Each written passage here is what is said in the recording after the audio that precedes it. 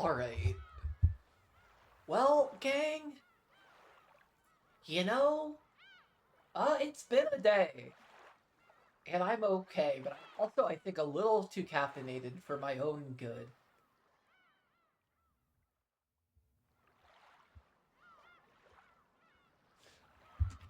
Elsewise, why do I always say elsewise? I don't know.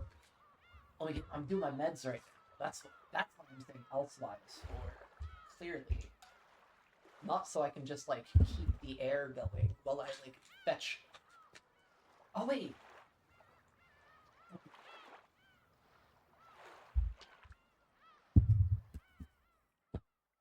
Where's my other one? What? Oh. Also, I'm a total freakazoid. One thing about me is I swallow pills without water.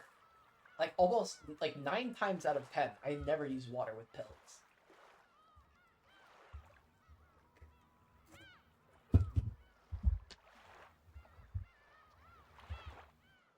Where we last left off at Umineko, we were doing a bunch of quizzes. Except I'm actually not really good at quizzes. People would have, I don't know, not quizzes, like riddles. I'm just not very good with riddles. I think too literally. I don't think outside the box very well. Though I'm pretty sure many of you watching that are probably, well, very familiar with that. Considering I never claimed to be, like, the most, like, genius Umineko player. But I sure hope it's so interesting. Okay, I just dropped the pill. This is actually fucking fundamentally fucked up. I'm literally in Labubu hell for 10 billion years now. Okay, it was just the vitamin D. That's why I can't see it. It's clear.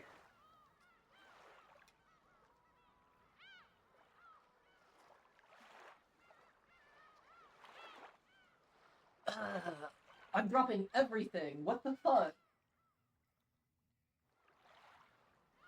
This is so fundamentally fucked up. Okay. I was, like, actually kind of fucking miffed last. I think that's why I ended stream early. I was just, like, miffed that I was, like, eating shit at every single riddle, back to back to back. I wasn't actually. I think I was, like, 50-50. I think that's what I went. I think I went, like, 3 for 3 or whatever. I think we did 6 of the 15. Now, gotta see if I could just, like, force myself through it. I'm gonna keep save scumming like the little wretch I am. And that's where we'll be. I have to do my voices. Okay, it's been a couple days. I was gonna stream Sunday. I got busy. My bad, gang. Well, it's not that I was busy. I was working, and I just was a little over-socialized. Okay, who should we get a puzzle from next? What about those two? Shannon Chan and Cannon Coon. Sure looks like they'll put up a good fight. Do you need something, Ava-sama and Angie-sama? You stupid, Nason. They're asking us for puzzles. My apologies. Shannon was as absent-minded as ever. However, Cannon looked extremely calm and would probably have a well-polished puzzle ready.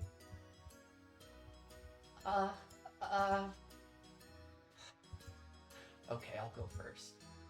Use that time to think about puzzle, Nason. Oh, okay, sorry. So, if I'm buying time for Nason to think of a puzzle, I'll have to make one tricky enough to keep you two stuck for a while. You got guts, kid. Oh wait, I think the real reason I was looking at the achievements, I think there's an Umineko achievement for getting every medal, so that's why we're doing this. We're doing this because I'm obviously an achievement hunter, the completionist. Very cool, that's where we're at. Yeah, guts, kid. Let's have it, shall we? Show us the hardest one you've got. And this where we'll take our first save. Yay. Don't provoke him. I want an easy one. Oh, we got a typo. Ooh, the Umineko typo. Now that I have Ava-sama's permission, allow me to present an insanely difficult puzzle. Leave this to me. I'll solve it. Okay. A scholarly king once decided to give out prizes to the learned people of his land.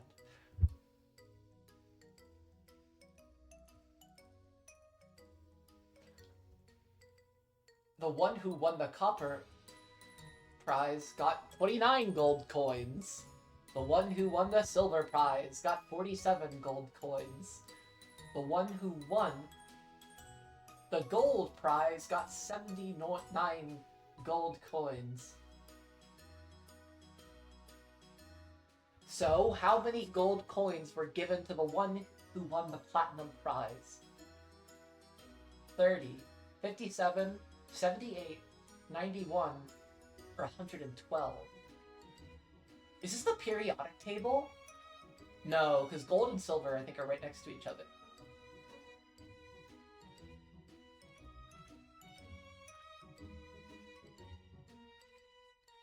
Right? That's like my first guess. It's like they're getting the value of their periodic tables.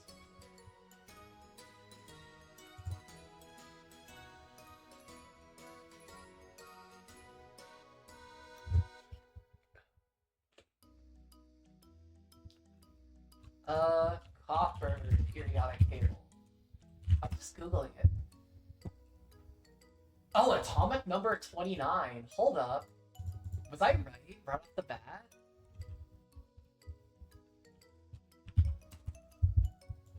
Silver atomic number 47. Okay, I was right instantly. Well, never mind, gang. Remember what I said about me being bad at riddles? I actually changed my mind. I'm actually fucking goated at riddles, because I solved this one right away.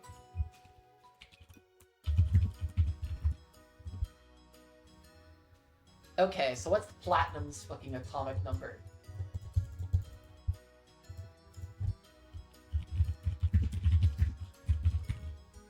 $78. Okay. The answer will be C, 78. Woo! Awesome, Aunt Ava. Why? Why is it 78 coins? If platinum is better than gold, then why does gold get more coins? The number of coins you get is always the same as the atomic number of the prize. I'm so proud of myself. Copper is 29, silver is 47, and gold is 79. And by the way, platinum is 78. One of the things I didn't really put together until very recently is that all of the like gold, silver, copper, and I also believe platinum as well. Well, actually, platinum's already in Latin, but they're all like the abbreviations for their Latin names. So like cuprum or like argentum, I think is silver, or I think gold is like aurum. I don't know. I think that's cool. So the platinum prize gives you 78 gold coins. Oh, Ava, you're incredible. We're gonna save here. We're just saving upon saving. Dad once told me that Aunt Ava was an enthusiastic studier and really, really smart, even back when she was in school. Even George Oni-chan, her son, is smart, so Aunt Ava must be really incredible. Still, that was a pretty nasty riddle to choose. No, it was fucking easy as shit. Cannon had the easiest fucking one. He was too busy thinking of Shannon's riddle. You should have at least given one that Angie could understand. You did give me permission to show her the hearts. Oh god. I love Cannon does this little smile. It's so cute. That's right! Oh wait, that's not fucking... Oh wait, that is Angie. You said it yourself. That's why we got a puzzle. It was too hard for me. Is it my fault? Sorry, Angie-chan. But look, we got a medal, so please forgive me. We got another medal. Just how many have we gotten so far? But we still have a lot left to get. Next up is Shannon. You got one medal. Fuck. Okay. I need a new power cord for my right monitor. I think it's something wrong with it because every time I even lightly bump into my desk, it'll flicker off for a second. But I think I like can't touch my desk. Also, I need to move my regular spot. Sorry, gang. I'm just super fidgety.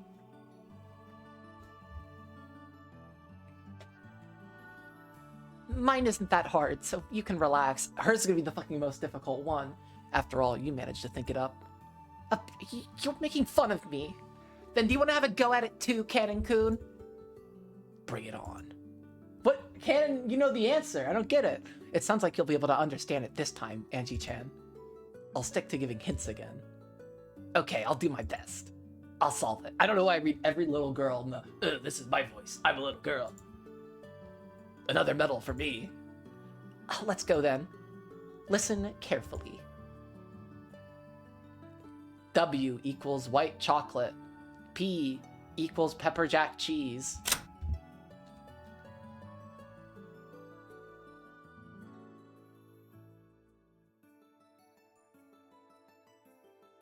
A equals anchovy pizza.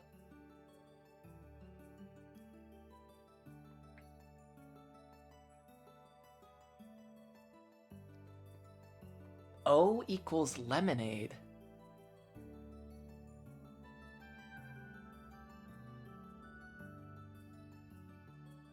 What is the etymology of lemonade?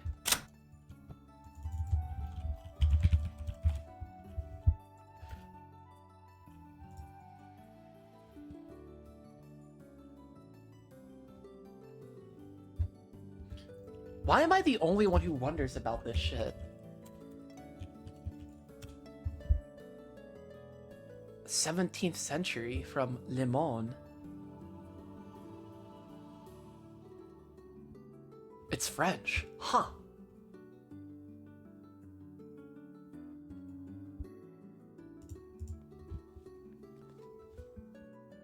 I guess the reason why I was wondering that is it's like all the...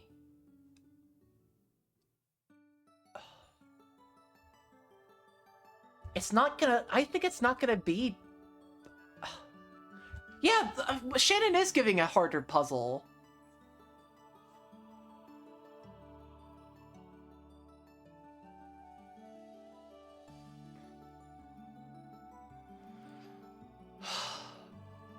Is it the...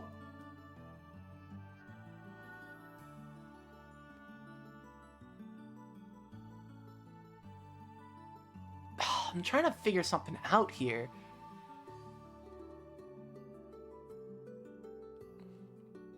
I thought it might have something to do with the vowels.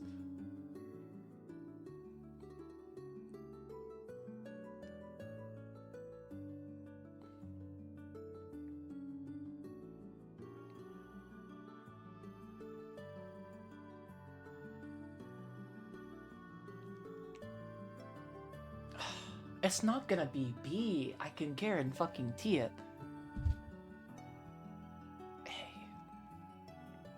Also, but once again, I keep saying this, they're doing this awful pedagogy thing where making B equal A, there should be A equals A, B equals B.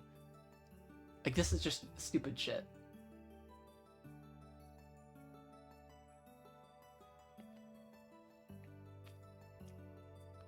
Black coffee, lemonade, anchovy pizza.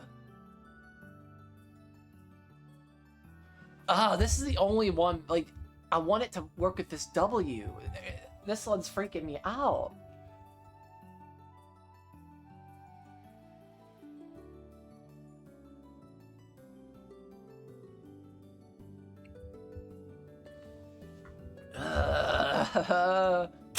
I don't want to ask Aunt Ava. You know what? Maybe fucking Shannon is just trying to fucking trick me. Giving up? What about you, Cannon-kun? I don't get it. I think I almost do. Yeah, I fucked it up. God damn. Okay, never mind. Remember when I said I was the riddle goat? I'm not the riddle goat. Okay.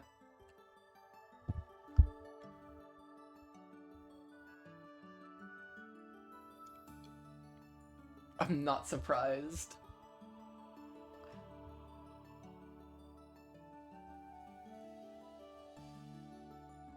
Wait a minute. Hold up.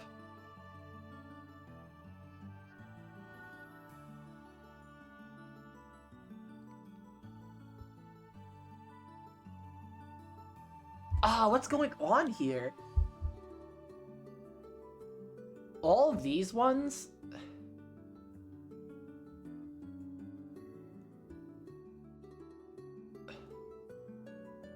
I think it's gonna be the fucking one that isn't a repeat. So it's gonna be...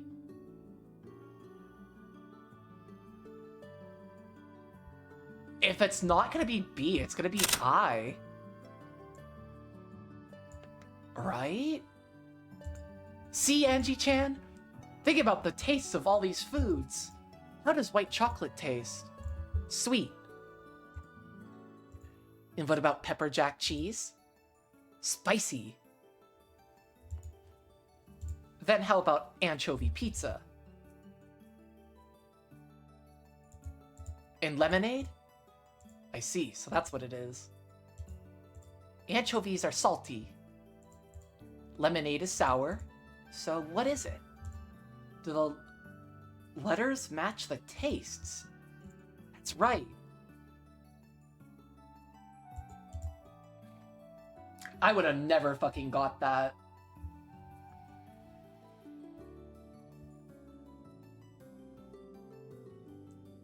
Bitter. Oh, it's bitter!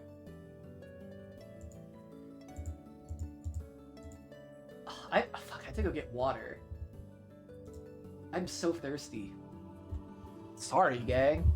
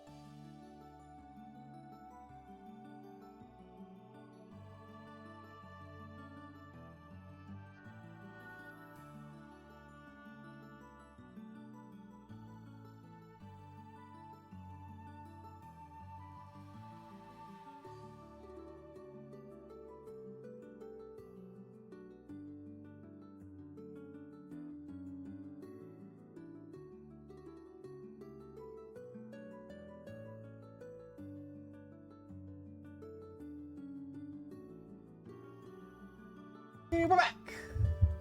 Okay, sorry. I don't think I ever stood a chance of that fucking noodle. And the second letter of bitter is... Wait, when did you drink coffee? Nice job. You got it right, Ava-sama and Angie-sama. Aunt Ava, you're so awesome. We had to work together to solve that one. Yeah, I should have asked you, Aunt Ava. Ugh, my acid reflux is fucking killing me. What the fuck? Should not have eaten that food. It's a team effort. And here is my medal. Please take it. Alright, I got another medal. Thanks! You didn't get it, did you, Cannon-kun? I'll bet it was hard. Not bad, coming from you, Nason. Why don't you try saying, sorry for making fun of you?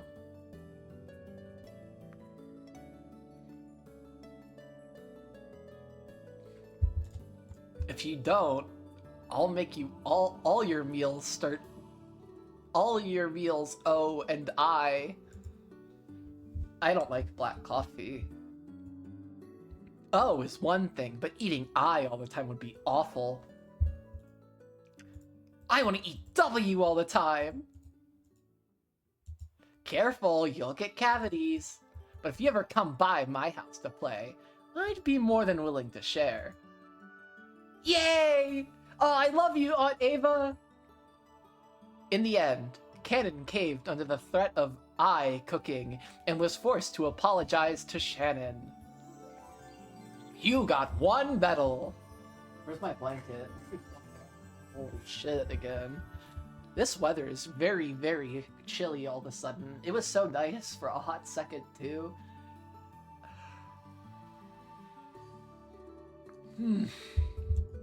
That's all for our puzzles. Did you enjoy them? Yeah, thanks! It seems the others still have some brain twisters waiting for you. Please be careful. Good point. Everyone left looks like there'll be a challenge. But we'll win! We can do it if we work together.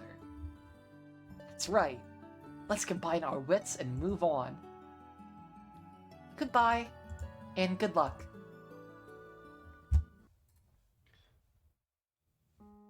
Shannon and Cannon returned to the kitchen with the serving cart. The dining hall was filled with such an exciting and fun atmosphere. But, out here in the corridor, one was reminded of the fierce winds and rain. But, they were satisfied with this. The whole point of this noisy farewell party was to forget the loneliness of the rain for just a little bit. So we've reached the end of this long game. I feel relieved. Finally, we won't have to be toys for anyone else. I'd like to be quietly forgotten, to get covered in dust and vanish. You're wrong. We aren't going to vanish like that. In the world locked inside the cat box, our future will continue unknown to anyone. You're right. Sorry. That's a world that even we can't know about, so I forgot. Just what kind of future will we make for ourselves in the cat box world? I don't know. That's why it's called a cat box. Good point. Don't you have any regrets, Nason? About George-sama, for instance? Receiving that ring is all you can do for George-sama. As for marriage, living together, and all the rest, our future inside the cat box is what will make all that come true, isn't it? I'm not the only one. It's the exact same for you, right?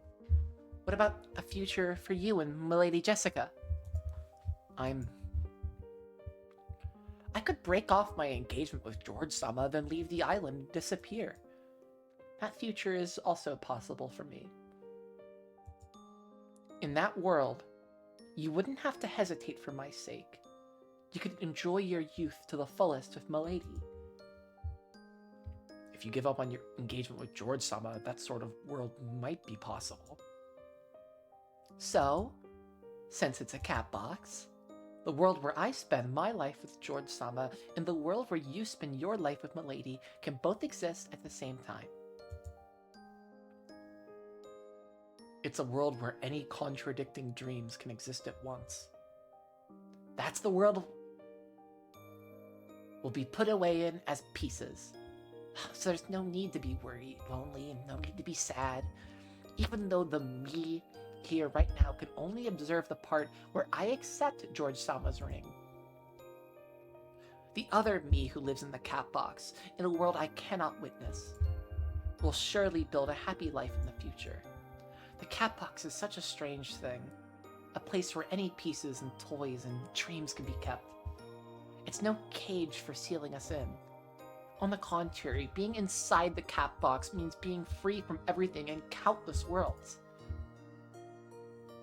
A world where we're freed from everything, and yet where all our wishes come true. However, the me in that world won't be the me here and now. That's a bit depressing.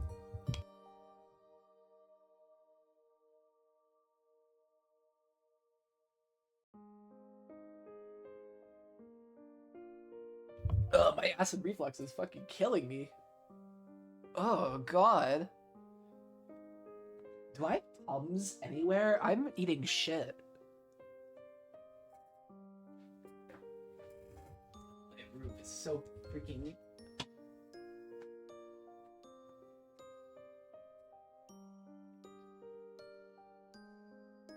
Ugh. Hey, Cannon-kun. Yes? Let's do it. Do what? Fusion! Ha! Let's have a duel. Are you sure? We both wish we'd settled this much sooner, and yet we've put it off until the last moment. Just before the game is going to end. Sure. The game is nearly over anyway. Now, at the very end, it's time for us to settle things by ourselves. That way, we'll be able to see our future before we're put away in the cat box. Sure. Let's do it. How will we decide it? A coin? Or with pistols again? In that case, why don't we have our own quiz tournament? Huh. You're really getting into this. Okay then. First question. Aww.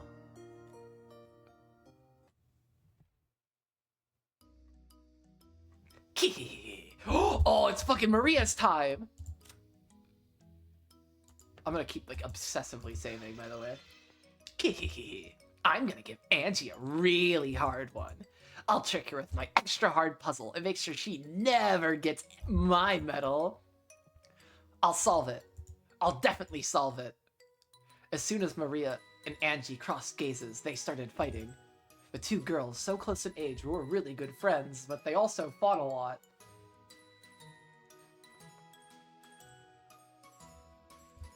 Especially when they were opponents in a game.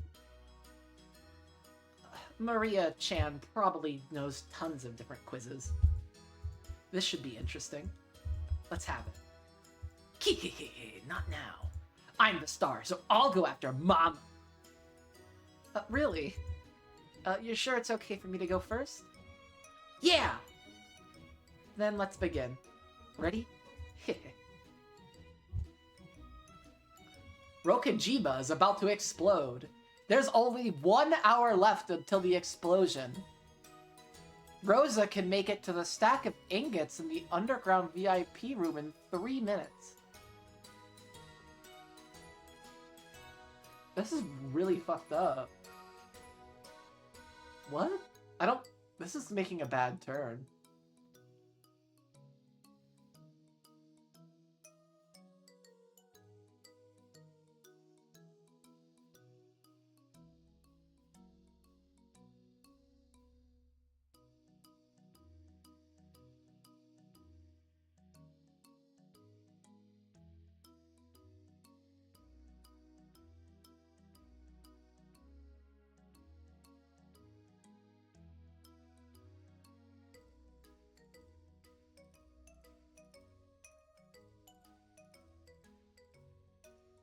I think it's gonna be 7.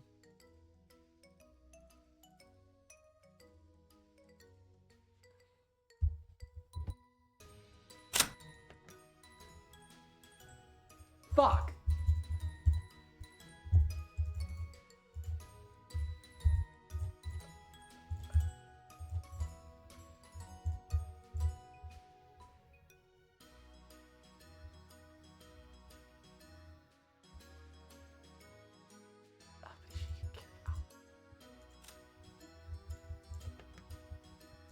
I don't fucking know. As many as she fucking wants.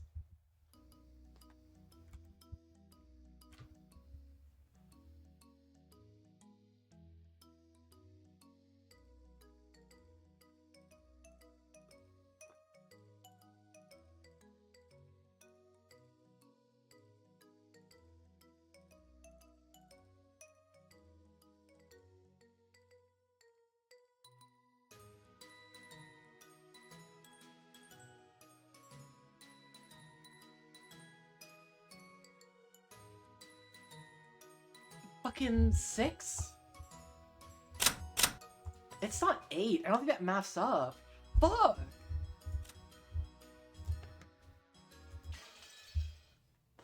Fucking Rosa's kicking my ass. 5?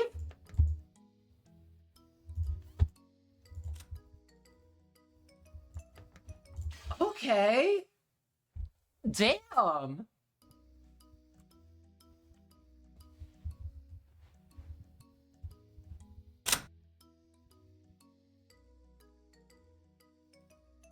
4. Fuck it. Is it actually 8? I don't get...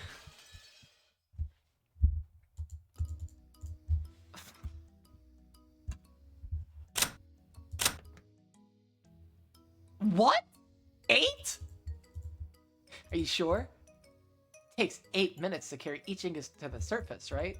8 times 8 is more than 60. That's what I thought. That's right. But the question was, how many can she carry out of the room? Ah, oh, fuck you!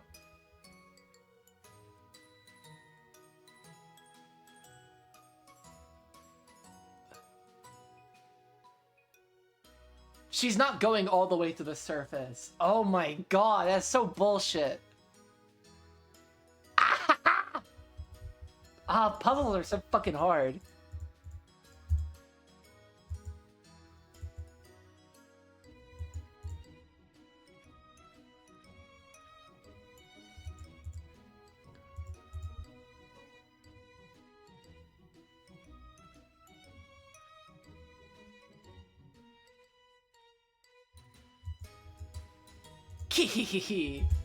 That's right. To do 7 trips, you need 8 times 7 equals 56 minutes. There are only 4 minutes left.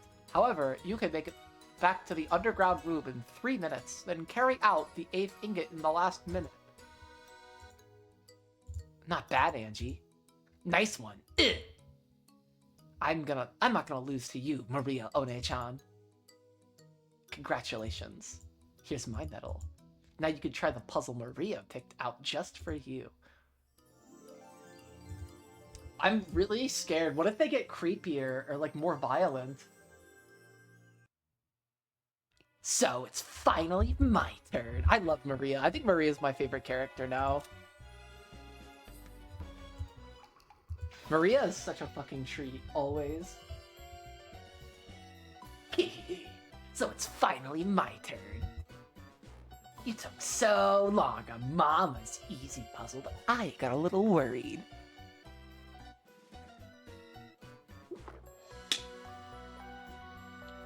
The old Beatrice theme, too. There's no way you'll ever solve this one. I've got Aunt Ava with me, and we'll solve it together. Impossible, impossible, impossible. Even Aunt Ava can't solve this one. Wolves and sheep puzzles are incredibly hard. Oh, I actually think I'm good at these. We'll see. I hope I'm not jinxing myself. From her handbag, Maria pulled out a wolves and sheep puzzle book that was worn out, well used, and had a majestic feel to it, like a grimoire. You know what a wolves and sheep puzzle is, right? I know.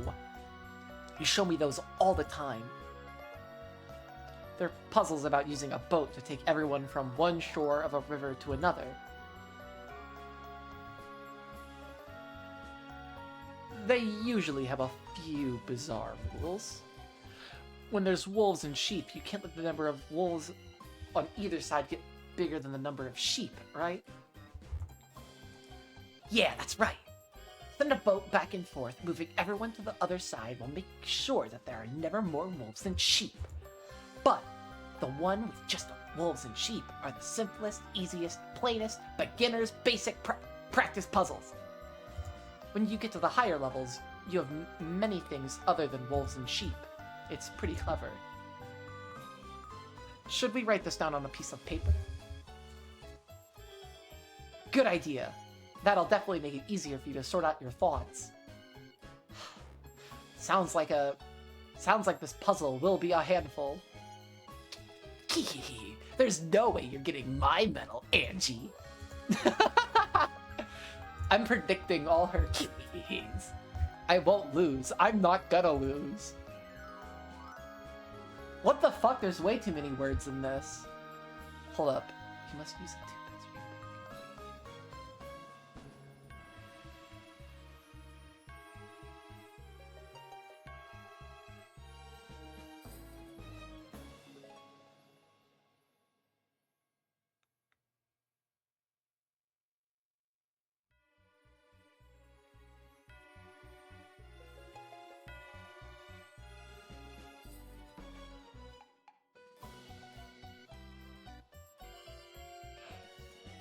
This is a lot.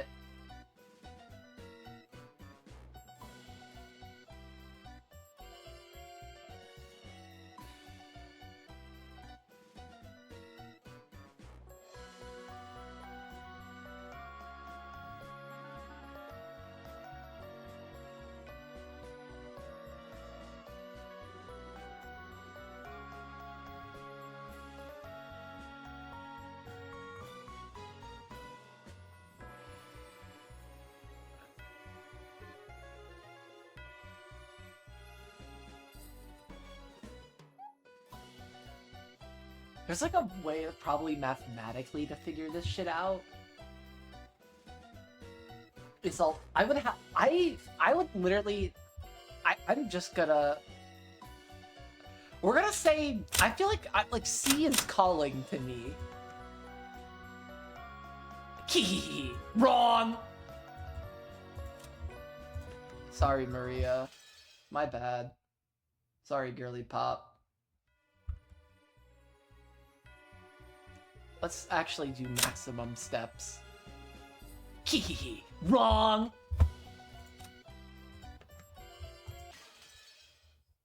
Okay. Let's actually, it's super chill, it's B. Hee wrong! Okay.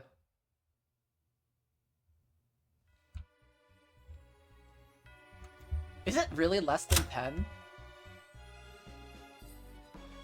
Fuck. This is a really nasty problem. Can it really be solved? Is there some trick to it, like throwing things into the river without using the boat? Or making the cow eat the vegetables so they could be carried as one passenger? Well, who knows? If that's as far as you can go, maybe you should just give up, right? This one's really hard. Even Mama couldn't solve it, but I solved it on my first try. So do you get it? How many trips does it take to get every person across? This isn't a cheap trick or a riddle, right? There's no way you could solve this straightforwardly, right? No, that's not true. I'm sure you'll get it, Nason, smart as you are. How many trips does it take to get every person across? I got it! 3 trips! Huh? 3? How? It's easy. The peasant and his wife get on the boat. Then the wife gets dropped off on the other side in the first move. Then the peasant takes the boat across, and then he takes the cow. Oh wait, you can't do the...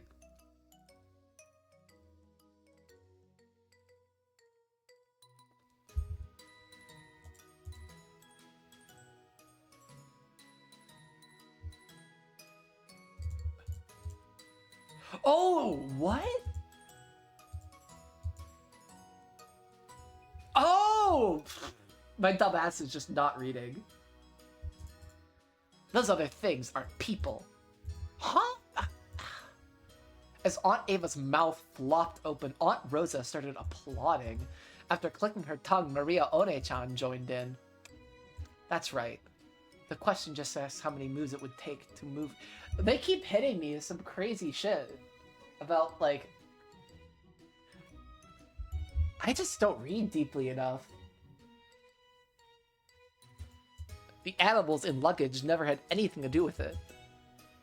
They only got it because you kept saying every person over and over again, Mama. Ugh. Aunt Rosa had probably said it so much as a sort of hint. Without that, even I wouldn't have figured it out. Well, I certainly as fuck didn't. Come on. I was totally taken in. That was a mean question. Go on, Maria. Give Angie-chan her medal. Fine! Whining like an unhappy dog, she reluctantly handed the medal over. I grabbed it and started jumping around like a happy dog. As Maria One-chan smiled at me from behind, her face was bright, just like a big sister's. You got 1 medal. I just want to finish this shit. That's the end of our... I want to get back to the real game. I don't really understand the point of this, to be frank. I'm not really sure what this is accomplishing for the narrative. I don't understand it. What's the point of this? That's the end of our riddles. Let's play again sometime, okay? Next time, I'll have a really nasty puzzle that's even harder. One so hard that even I couldn't solve it. No way. I'm not playing with Maria One-chan anymore.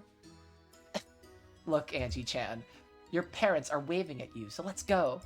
See you later, Rosa. Sure. Later, Angie-chan. There aren't too many people left with puzzles for you. Keep it up until the end. And make sure you keep cheering her on, Nason. Of course. We got all these medals by working together, right? Yeah! We dashed away. Dad and Mom are waving at me from over there. I'm sure they fought up some mean problems. Still, they have to be easier than Maria One-chan's. I hate Maria One-chan. She's such a meanie.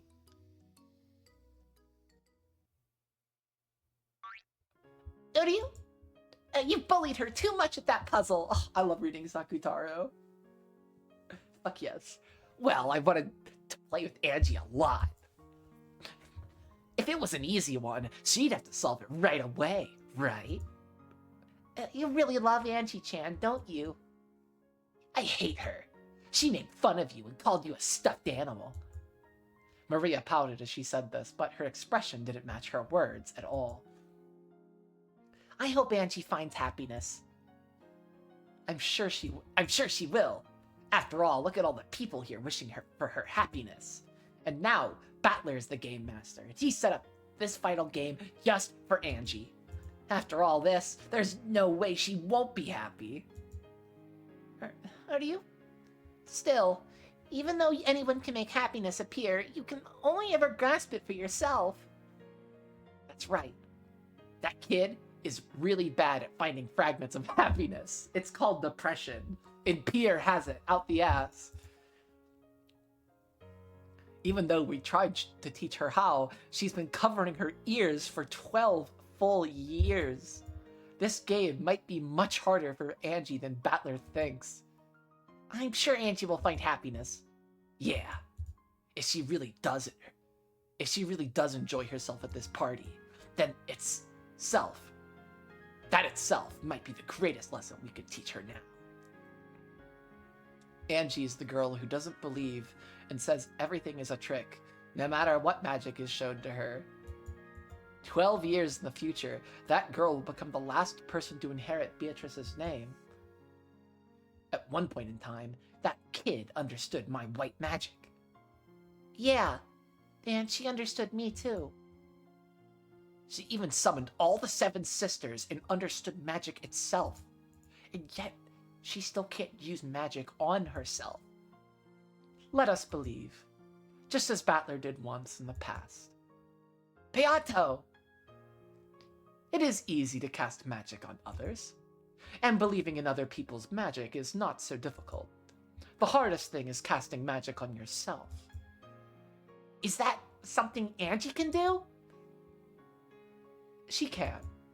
Even Battler managed to understand magic. Of course, his little sister will be able to do the same. You're right. There are some kinds of magic that we can only see when we're kids. And there are some that only adults can understand. Right now, Angie is between the two of those. She's lost in the magic of children, but she has yet to understand the magic of adults. It's the most painful period of one's life. It's so sad that she didn't have anyone close to her at a time like that. That's not true. We're always by that kid's side. She just doesn't believe it. This feels really sad and fucked up. Angie, please realize that quickly. There are so many people smiling at you from behind, watching over you.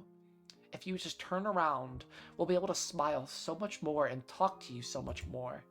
You're Angie Beatrice, the final witch of Mariage Sorcière. Even if you aren't able to do that right thing in the end, I pray that you can at least enjoy yourself tonight. Have fun, Angie. So long. The time we spent together feels so long, yet so short. Even so, for me, those memories are eternal. I'm fucking so bummed. How's it going, Angie?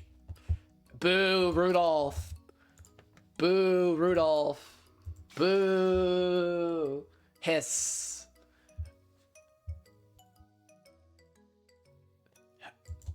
Did you get a ton of medals? I wonder how many it is now. Me too. Let's count them later, okay? It seems you've been given quite a few puzzles already. Yeah. Once I get your puzzles, I think only the cousins are left.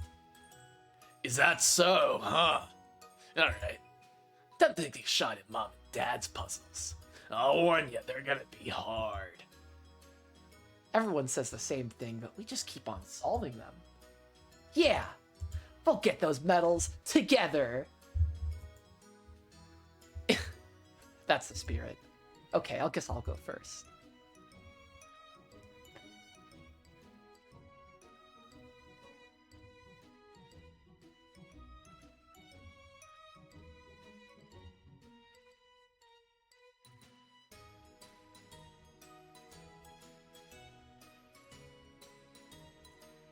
There were 3 girls.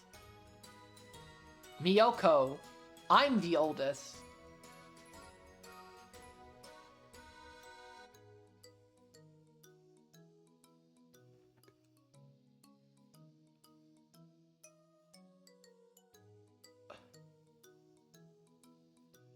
What is NIPAH?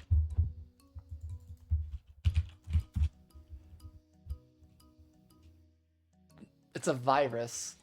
Yeah. I don't think that's it. Nipah virus.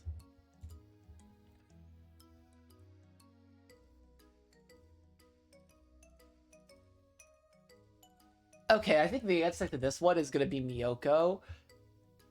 Because...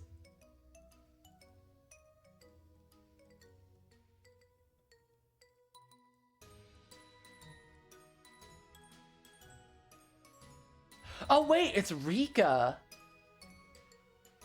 Right? Lie, lie, truth.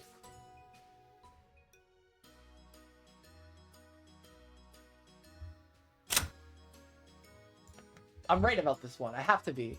Rika! That's right. Nice job, Angie. I fucking got another one! Woohoo! Okay. Hard to imagine such a smart girl being related to that dolt of a father. Yeah, sorry for being a dolt. Yeah, nice going, Angie. Did you think of all the combinations? Yeah. If Miyoko is the oldest, then what Satoko says is true. Only the oldest person is supposed to tell the truth, so that doesn't make sense. That's right. Then what if Satoko is the oldest? If she is, then Rika would be telling the truth when she says Miyoko is a liar, which doesn't work. So Rika has to be the oldest. Good job. Here's my medal for you. Congrats. Thank you, Mom. You got 1 medal. Okay. I'm actually going through these a lot faster than I thought. I just kind of want to speed through them and get back to like our regularly scheduled programming. Rudolph is up next. I wonder what sort of puzzle he has for us. Well, I guess I'll do a liar puzzle too. Let's crank it up a notch this time. This time, Miyoko, Satoko, and Riko were all wearing masks. None of them know who is who. We'll have them write on paper so no one can recognize the voices of the others.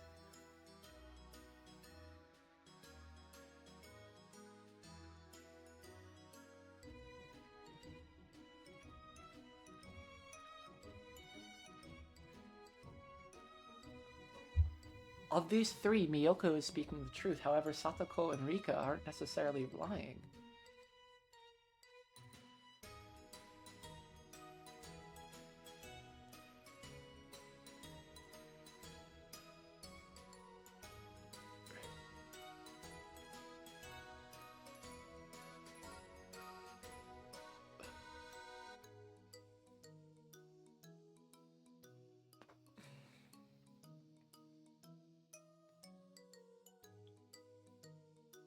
I think it's gonna be Miyoko Satoko Rika.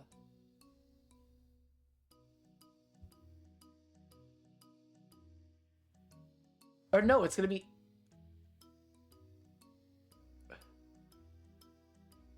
Isn't it gonna be E? Miyoko Rika Satoko?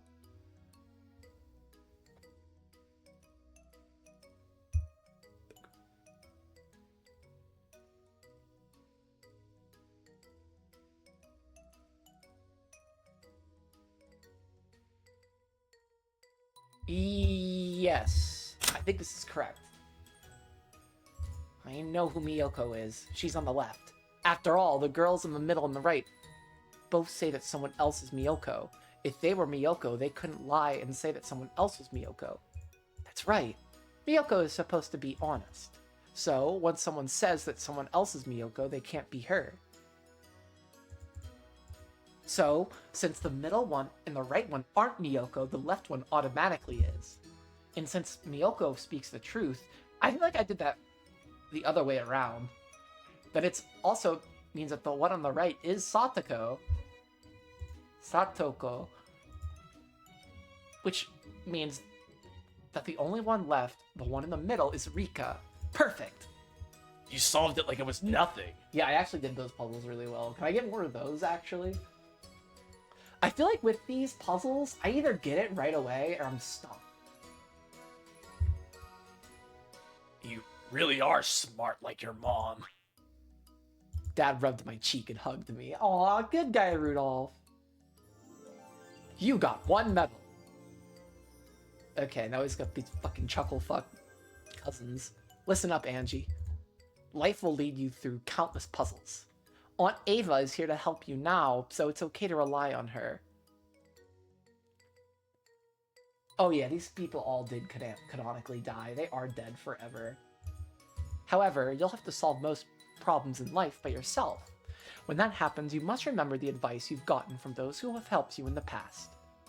Okay, I get it. Ava and Asan, take care of Angie. Yes, of course. Even though the cousins? That's awful. Even though the cousins were the only ones who hadn't given us puzzles, Mom spoke as though I was leaving on a long, long trip. Weird. Let's go, Angie-chan. The game will be over soon. I wonder what Grandpa will give us for getting all these medals. Me too. Still, we've already gotten many things that are far more wonderful than that prize. What do you mean? Well, we've had all this fun talking to you, Angie-chan. I don't get it. You're weird. I'm sorry. Let's go then. Now, all that's left are the cousins and Beatrice, I guess. What is Beatrice's puzzle gonna be?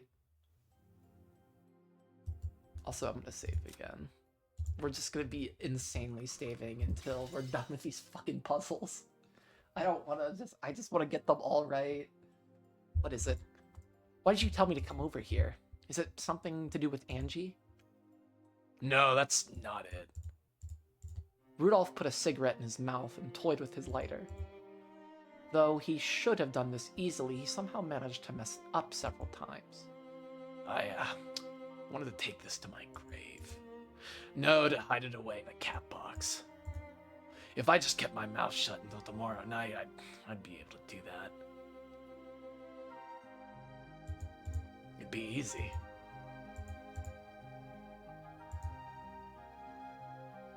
I might be killed tonight. That's what I wanted to talk about. I knew it. I knew you were hiding something. Did you? Guess I still need more practice. If this isn't about Angie... Wait, if it isn't about Angie, then who is it about? You aren't talking about Asumu-san, right? It's about Battler. It comes to the same thing. I've tried to behave as an adult towards Battler-kun, right? Even though he's Asumu's son, I've tried to treat him the same as Angie. I do think of him as a child in our family, so don't worry. He's not just a kid in our family. He's my kid and yours. I'm sorry, but you'll have to let me draw the line there. You don't get it. He's my kid and yours. What? You didn't have a stillbirth. Holy shit!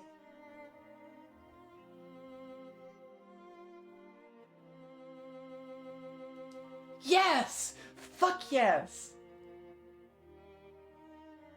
Battler is Kyrie's son.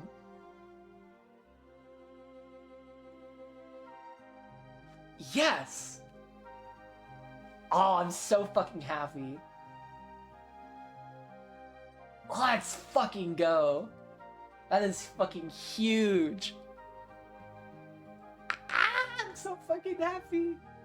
That's so good. You didn't have a stillbirth. Asumu did.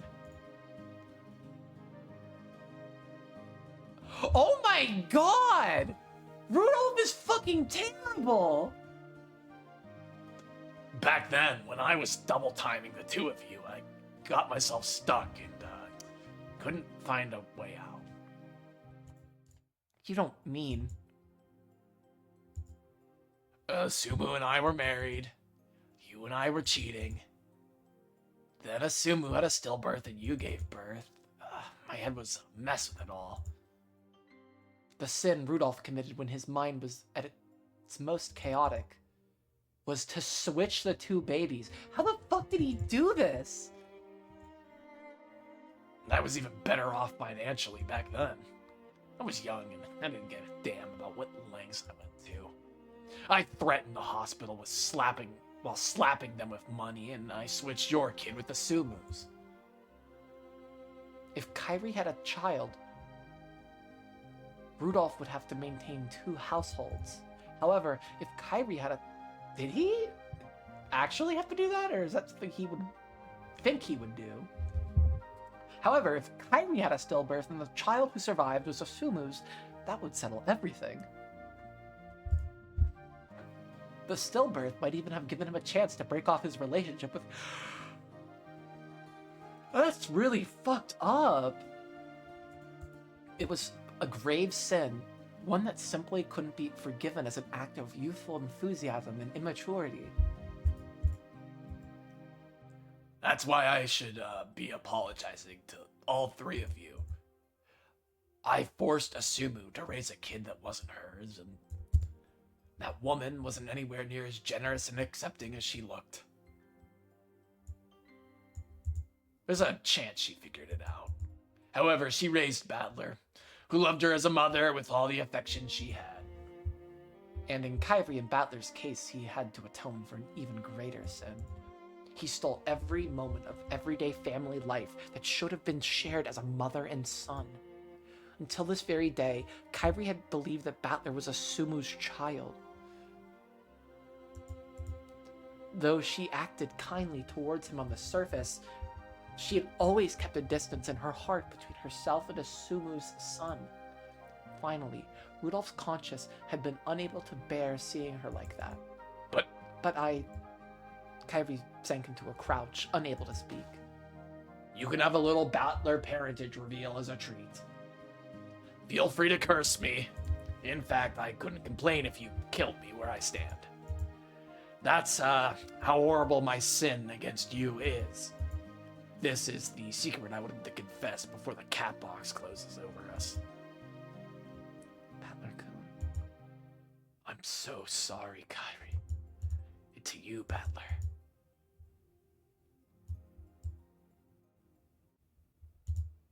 Game?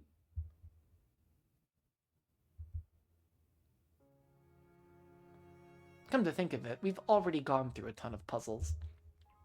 Yeah, now there's only George Oni-chan, Jessica One-chan, and Battler Oni-chan, and Beatrice left.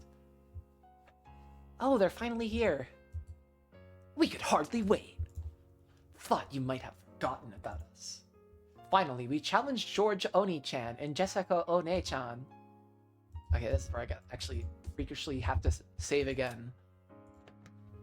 I think we have like 4 more to go.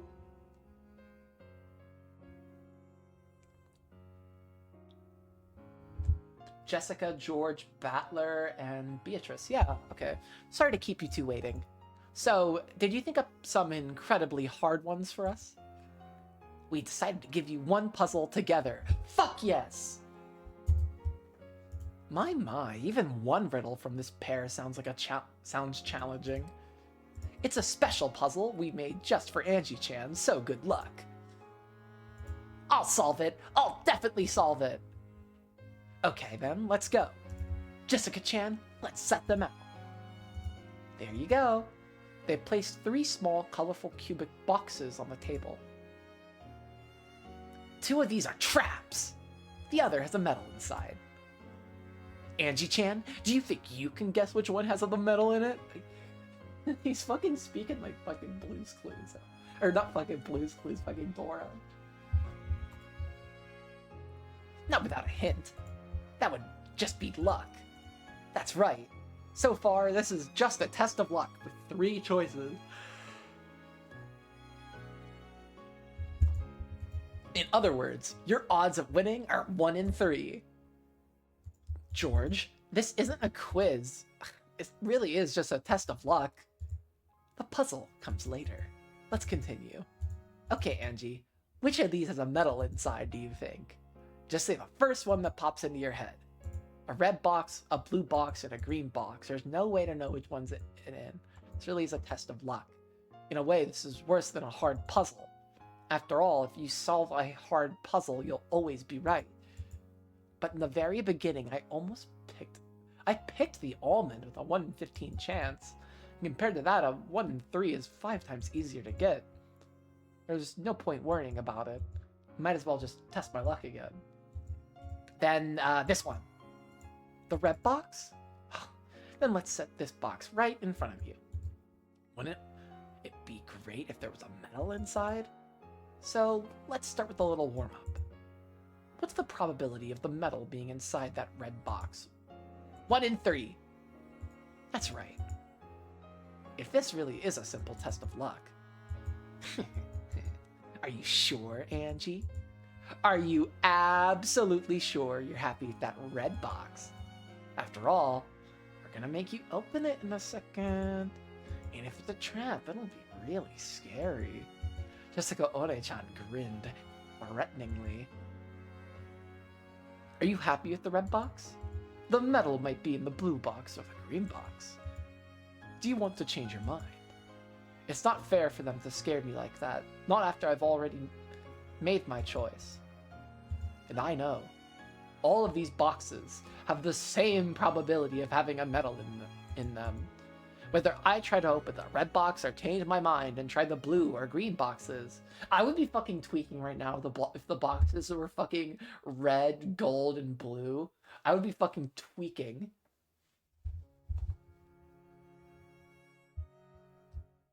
Like, the fact that there's a green box, I feel so safe and happy.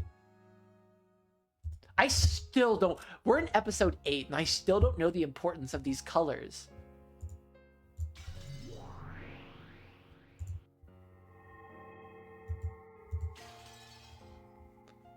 The probability will still be the same.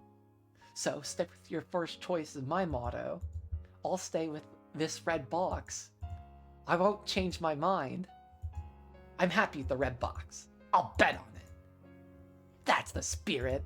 But seriously, the traps aren't terrifying. Why don't we show you just how scary they are? Jessica Ore-chan laughed creepily. Then opened the green box. And then, bang! Pumpkin monsters and ribbons came flying out of the box.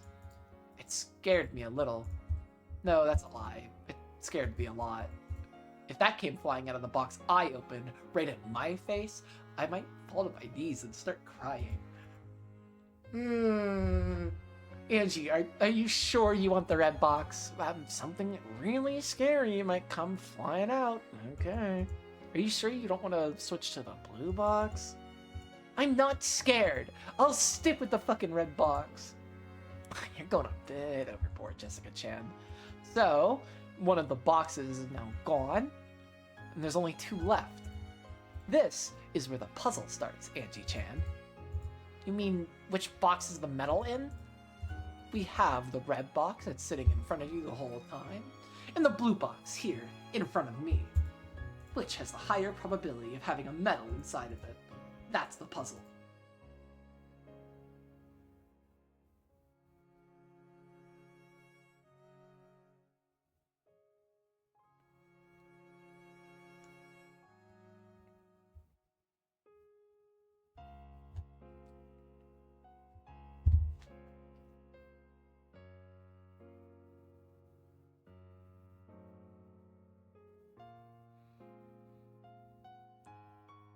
What if the green box is the right box?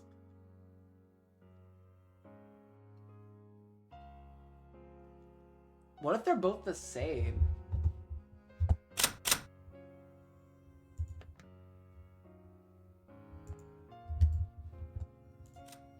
That's not it.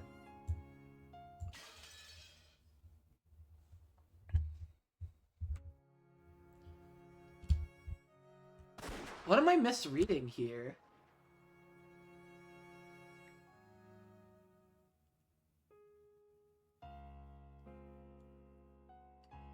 Fuck it, it's the red box. I'm not overthinking this. Just fucking stick with your guns. Sorry. What? It's the blue. Why is it the blue box?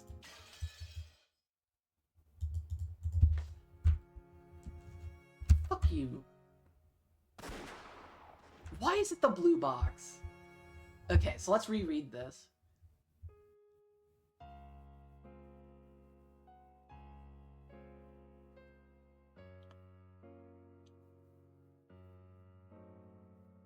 Why is it the blue box? Oh, the odds are better for the blue box. Why is that? Well, I just sort of think back to the 15-slice cake that you found the almond in. If there was only one almond, the odds of winning were 1 in 15, right? Yeah, 1 in 15. I figured that out when the cake first appeared. I thought that waiting for a lot of people to get wrong ones would make my chances for winning higher, but in the end, no matter when I ate my slice, the odds were still 1 in 15. Still, Angie-chan. What if the servants were also having cake? And it started with 20 slices. Huh? What? This is a party, right? It's not fair that the servants took any cake, don't you think? So let's say it was originally a 20-slice cake. The servants took out 5 slices and redecorated it as a 15-slice cake and let you choose a slice. If so, what would your chances of choosing the right slice be?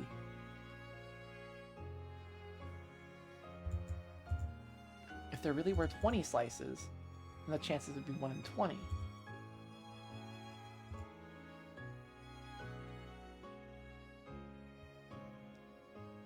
So it's 1 in 15. I'm fucking confused. However, the servants know where the almond is, so they chose 5 slices for themselves that had no almonds.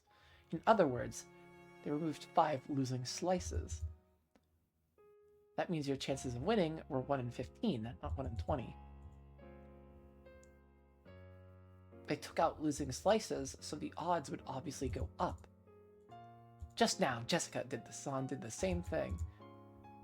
Jessica-chan removed one of the 2 boxes you didn't choose. In other words, the odds that the remaining box you didn't choose as the winner went up a bit, right? I don't get that. I don't understand this.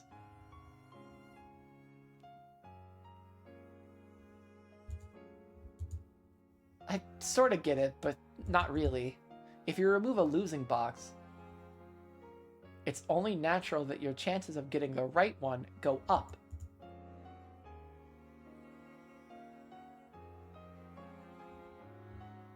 And just now, Jessica One-chan removed a losing box from the pair of boxes I didn't choose.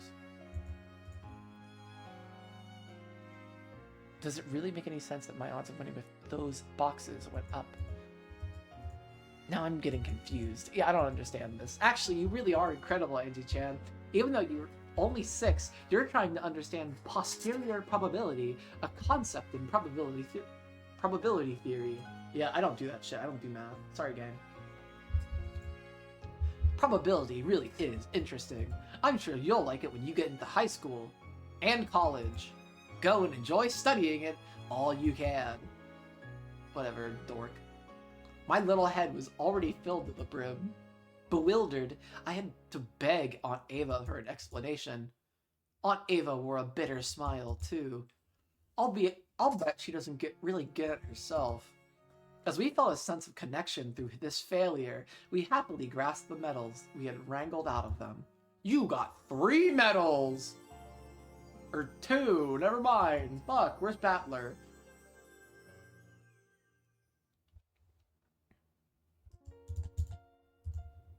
What are these two chuckle fucks gonna talk about?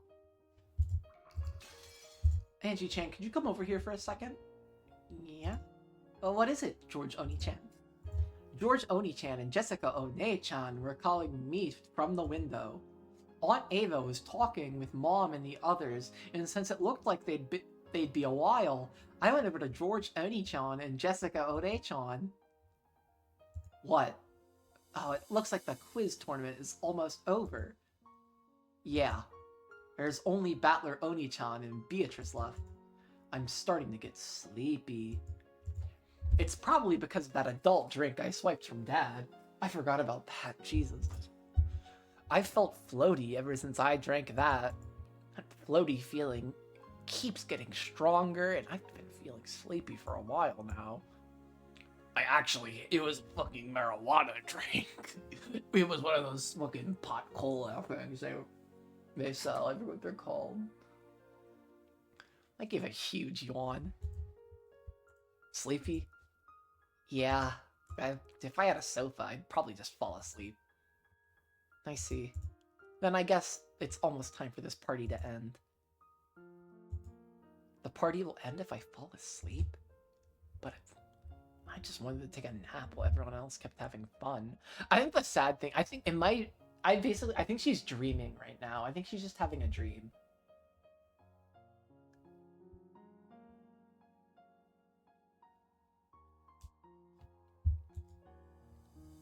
Like, she's having a Prozac dream, basically. Like, she's just like Tony Soprano.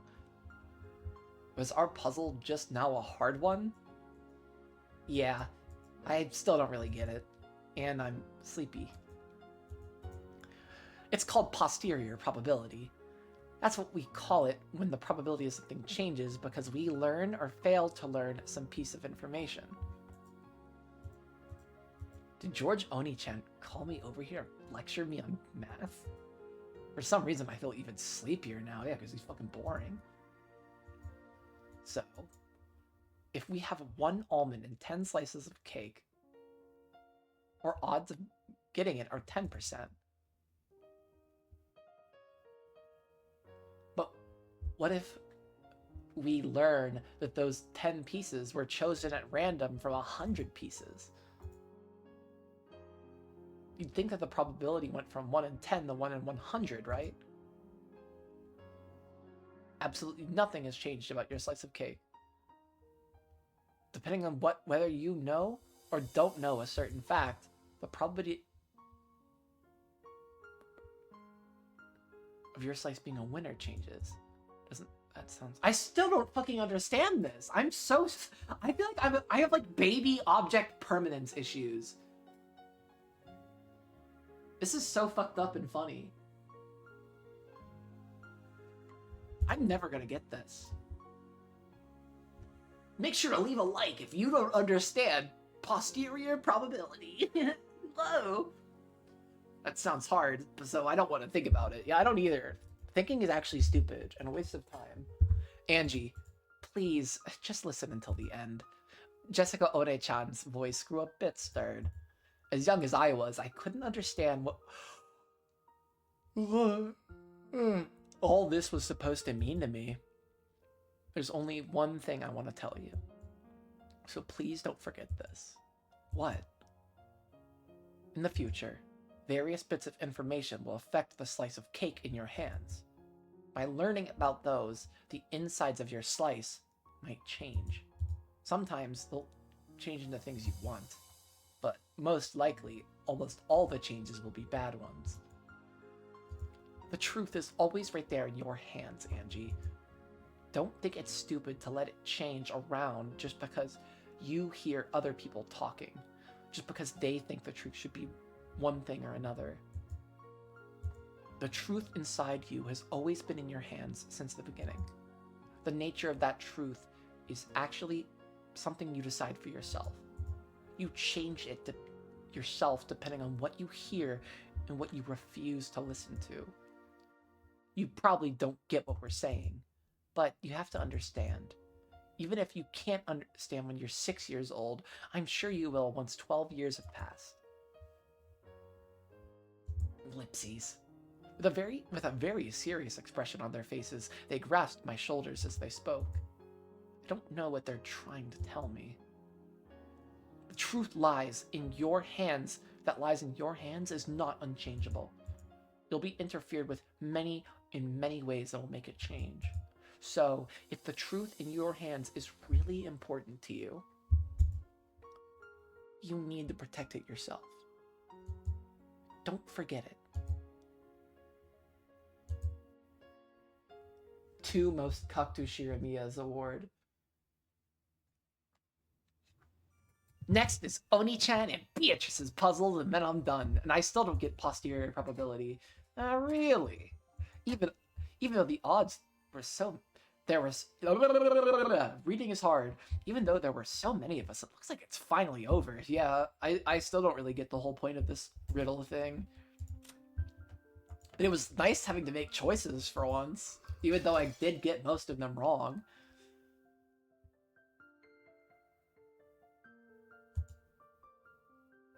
How was it? Did you enjoy tonight's party? Yeah, it was fun, but I think I'm a bit sleepy. That's no surprise, considering how much we've been running around. I rubbed my eyes. I must have gotten really excited.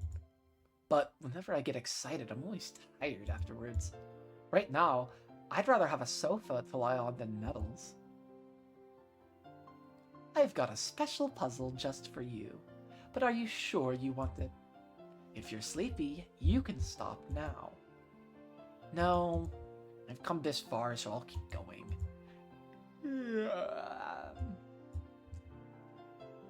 I love how I yawn all the fucking time on this stream, but I don't have a yawn ready for like the very first time yawning ever happens in Umineko. Oni-chan and Beato laughed at my yawn. Also, I say that with a big fucking accent. Looks like it's time to call it a day. Indeed, Angie. Let us leave my puzzle for later. It's too difficult to be solved by one with eyes as sleepy as that. No way. I've come this far, and I also won Oni-chan's medal. I'm just so sleepy.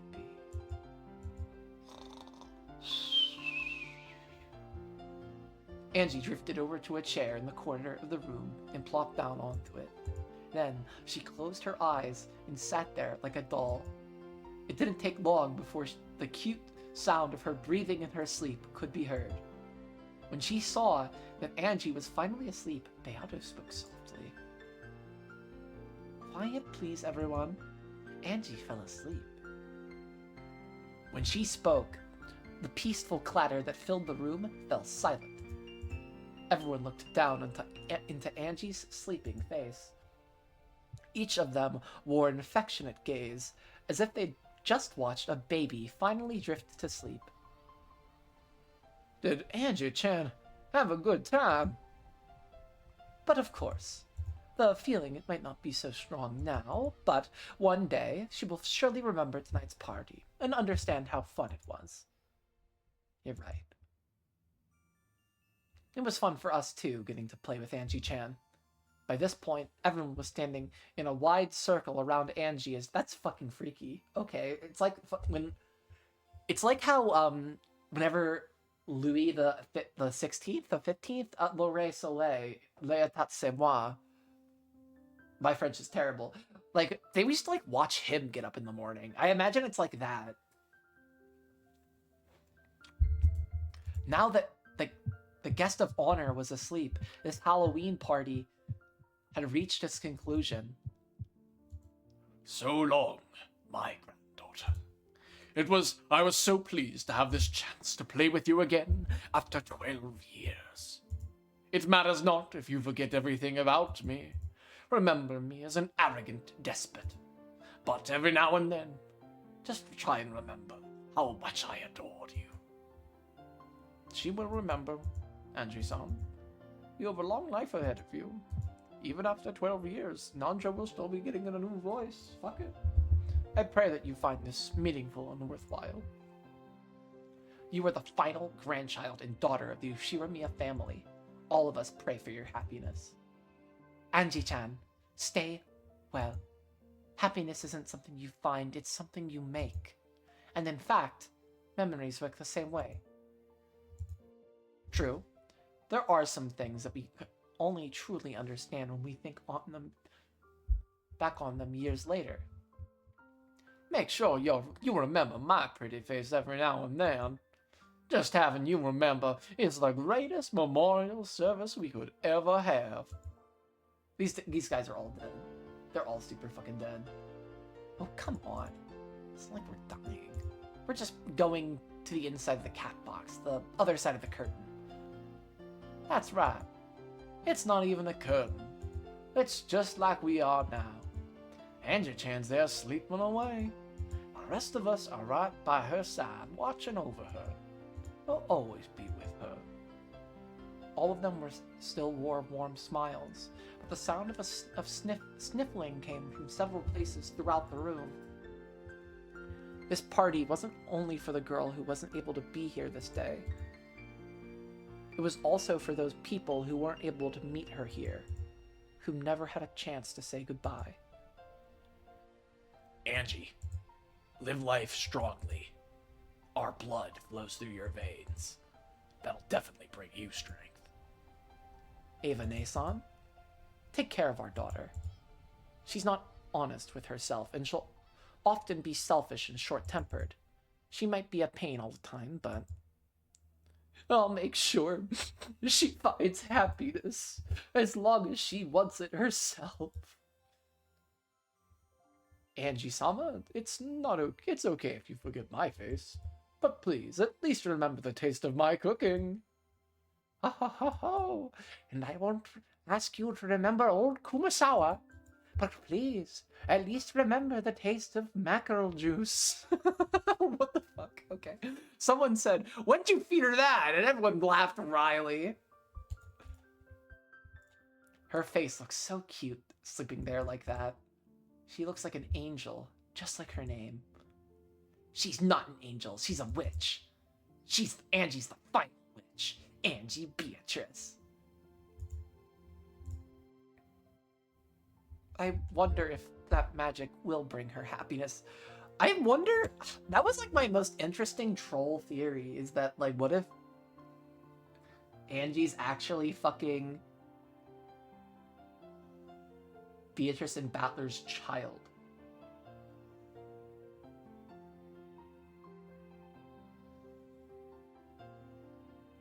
Fuck that shit's yellow truth as fuck for me. Nah, it can't be. That'd be fucking so stupid. That'd be fucking so bizarre and insane. But this game is so fucked up, I wouldn't even put it past them at this point.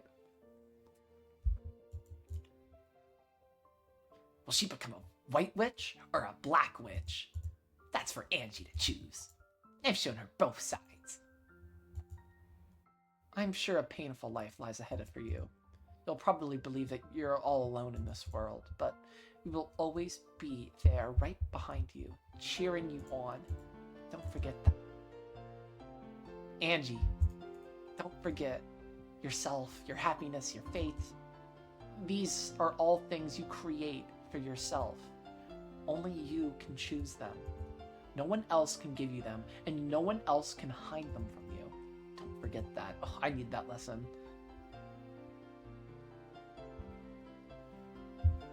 I'm sure your message reached her. I hope so. I'm certain the tale of the two of us will help Angie-sama understand. Yeah.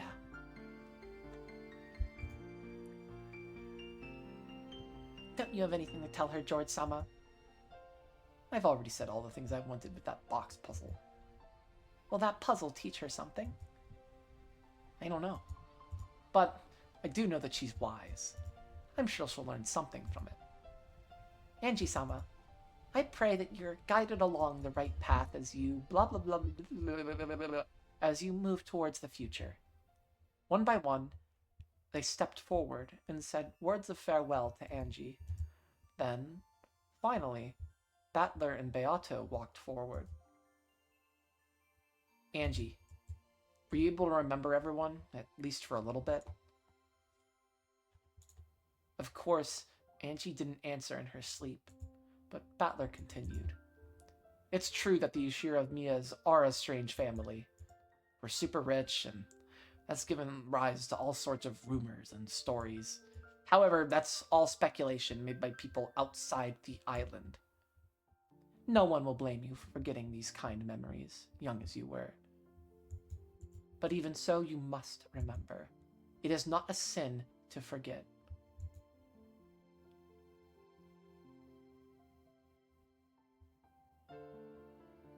But not to not remember again is a sin. All of us were really happy to have you here at this party. Right, everyone? Everyone nodded at Battler's words. Everyone knew about the merciless and lonely life that awaited her. It was no longer possible for them to heal those wounds. If there was one thing they could do,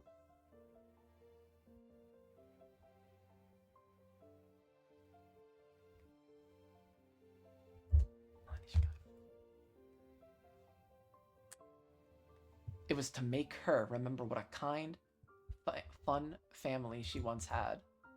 To remind her that, both today and into the future, they would always take care for her. They would always care for her and watch over her. It goes without saying that this is an illusion. You cannot come to Rokkenjima on October 4th, 1986. This whole party we shared was all a magical illusion created by the game master, Battler. But you've remembered, right? I'm saving again. I'm worried I'm gonna get fucking question ambushed. You've remembered the truth about how kind everyone was and how much of a blast we all had at the family conferences, right? Angie breathed softly in her sleep. Who knows if those words truly reached her? Aunt Ava, take care of her. Do you really think that I deserve to become her mother? I do. Even though your own sadness was so unbearable, you tried so hard to be a mother for Angie. But in the end, it's okay. Angie, listen carefully. Battler grasped Angie's hand, then took Ava's hand and joined the two hands together. We know that a tragic fate leads to a future where you two hurt each other. It's a sad thing for Aunt Angie and just as sad for Aunt Ava. It would have been cruel to ask you to open your heart to her. Likewise, it would have been cruel to ask Aunt Ava to keep on overcoming her sadness after being rejected. Neither of you is at fault. Even so, we have no right to tell you to forgive her. So we won't. Just try and understand. It doesn't matter how long it takes, how far into the future it happens. Just try and understand Aunt Ava. And every once in a while, remember us. I concur. And every once in a while, remember this merry, cheerful, attractive paragon of a woman and chant my name in praise 3 times every day. The relative smiled bitterly, apparently disagreeing with some of the last bit. Ava softly stroked Angie's cheek and spoke one last time. It's okay if you don't forgive your aunt, but it's true that I don't hate you. At least understand that. I also killed your mom, but she was gonna kill me first, so I don't know what choice. Ava wiped her eyes and slowly stood up. Hideyoshi held her shoulder, and Rudolph and Kairi gathered around her too. Genji-san, would you mind carrying Angie to somewhere she can lie down? As you wish. Shall I take her to the guest house? It would be a little too sad to leave her there all alone. You're right. Could you carry her to the sofa in the parlor? That way she'll be able to come back if she wakes up and feels like joining in again. Genji gently lifted Angie up and carried her towards the parlor. Everyone continued to watch over her as she left. I'm really wondering where this game is going in terms of, like, tone. Shannon, Cannon. In the end, how many medals did Angie gather? She got 17 medals. I see. Then place this by her pillow. Yes, as you wish. What is it? What'd I get? What'd I win? What'd I win? What the fuck? Genji carried Angie to the parlor and set her down on the sofa. Shannon quietly laid a warm blanket on top of her. Cannon placed a message card by her pillow, along with that thing Kinzo had handed them. The message card read as follows. We'll be with you, always, from the whole Ushiramiya family. And there, right by her pillow, was a gift from Kinzo. A Beatrice doll. Yay! Angie, mumbling in her sleep, held it tightly against her cheek. Let us go. We mustn't awake her. Ne-san. Yeah? Shannon thought she saw something glittering silver near Angie's eye. Oh, she was crying! The servants left and closed the parlor door. As Angie slept, she was wrapped up in the soft sound of the rain. Surely, she was reliving that fun evening once more in her dreams. I feel like this is where Umineko just ends. Right? This feels like an ending. I mean, no. I feel like Umineko could theoretically end there. And I would be happy.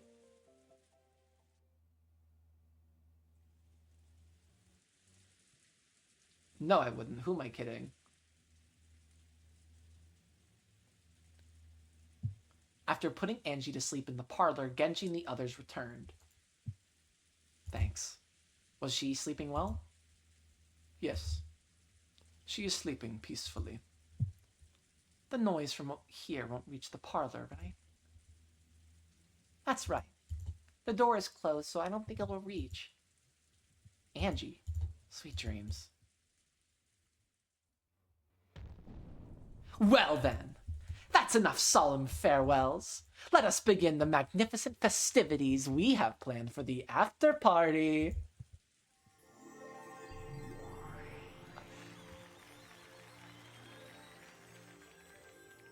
When Beato clapped her hands loudly above her head, a white flash filled the hall, and its entire appearance changed in an instant. The hall had transformed into a golden party chamber, with gold butterflies flitting about and gold leaf dancing everywhere. Yes, the true party shall now begin. The demon's party. Okay. You said it. Okay, the anti-magic toxin is totally gone.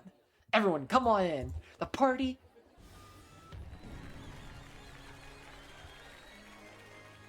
after the show is about to start. With a burst of applause and cheering, a tornado of gold butterflies rose up in the center of the room. By the time it passed, the number of faces had grown significantly. Oh, everyone else is going to be here now. Yo! Are they all going to be here now?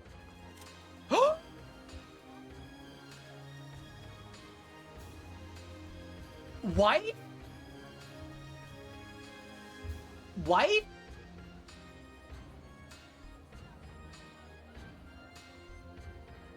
What?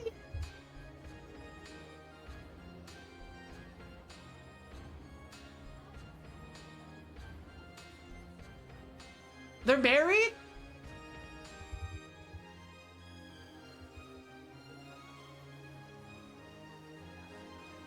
Holy shit.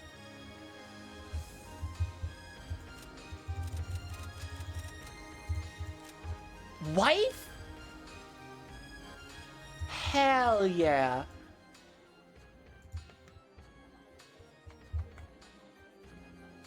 I'm so happy.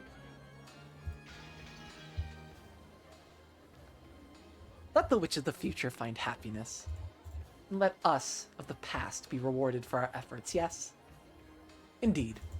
Let us enjoy ourselves as well. Come on, haven't we been enjoying ourselves the whole time? Pukukuku. In this world, the one who enjoys the most is the true winner. Come. Let's have the Seven Sisters over here too. The Seven Sisters of Purgatory right here. Am I actually gonna finish Umineko tonight? I wonder if I could. This would be kind of fucked up if this is like the last fucking Umineko stream I do. What if I finish it tonight? I can't believe the game's finally over. What do you think you're doing, crying at the after party? You little crybaby. Lord Battler, Beatrice-sama, thank you for the invitation.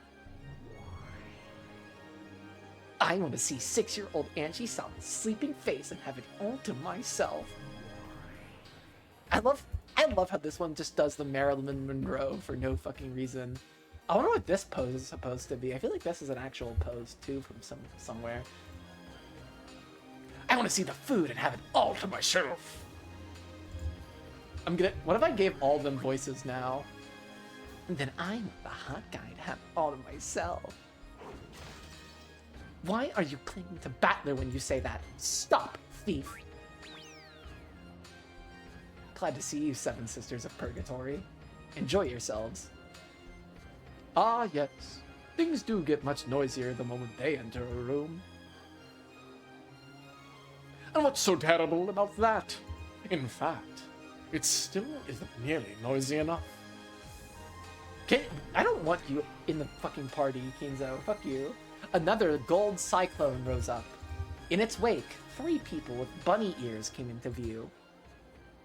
Cheester Sisters Imperial Guards, right here. I had to remember that voice. It's such an honor to be summoned to a gathering such as this. I haven't had nearly enough fun for you to end yet. Yeah. There, I agree with you. But fear not, for our game shall continue much longer than this. For eternity, inside the cat box. Glad to have you here, Cheester Sisters. Lord Battler, allow me to express our great, deep gratitude for your invitation. In the future, we will endeavor to show even more. Come on, don't be so stiff and formal. Tonight, we're all equal. That's right, yeah. Battler gets it, yeah. Stop it, 410. You're getting carried away. We'll get in trouble. Hey there, Riche. Long time no see. Wow, how long it's been since we've had so many of us here. It's been since the end of episode 6, Natsui's trial, right? You could hardly call that a party. If you're talking about a party, you'd better not try and leave us out of it. Dang, just how many of them are there? If they keep coming like this, there'll be more of them than us humans. You can come out now, Sakutaro. Are you? Yes, Lanor! Lord Battler, it was an honor to receive your invitation. Oh my god. Let it be known that it is an honor. Let it be known it is an honor. She has a voice too. Hey, glad you came. It's been a long time. How have you been? Very well, thank you. Fighting with you is always extremely fun. I have had enough of your of stamping documents. Commander Lanor, know that your to-do box is piling up as we speak. Please, make haste with the approval of our vacation papers. They are exceedingly important. Sounds like living in the Great Court is as boring as ever. Lord Battler, I fear I must bring you some sad news. What is it? Glenor held out an envelope. I think it's to be Willard and Leon can't be there, right? Glenor held out an envelope. It wasn't one of the invitation cards that Battler had handed out for this night's party. And the name on the ew. I hope she's not there. Who wants fucking Furudo Erica there? Ew. The name of the card was Furudo Erica. We did all we could. The invitation was filled with stamps bearing the unreadable words of various foreign countries. Even without reading them, it was easy to guess that it had been returned to sender, distant destination unknown. I see. Well, thanks for trying so hard. The depths of oblivion are like an empty, endless desert, or perhaps the bottom of the sea. No one besides Lady Burncastle herself could find her location. I did send an invitation to those witches too. Let's hope that they have the kindness to bring her along. Yeah, bring Lambda. Lady Burncastle is just like a cat. She'll show up whenever she feels like it, but when she isn't in the mood, she'll never come, no matter how often you call her. yeah, wait. Yeah, that kid's totally like a cat. She'll come over to get her food, but she won't let you pet her head. Lambda Delta, so you came. Believe it or not, I'm a busy person, okay? Still, I am Beato's guardian. Wasn't I your guardian too?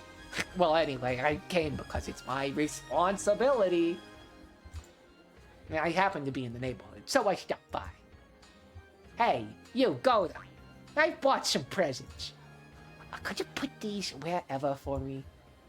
For someone who just dropped by because she was in the neighborhood, she brought an awful lot of presents, which included colorfully wrapped bottles and food boxes.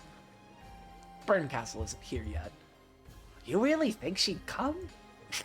She's not the kind of kid who'd just drop by to say hi at a game she's lost. Probably.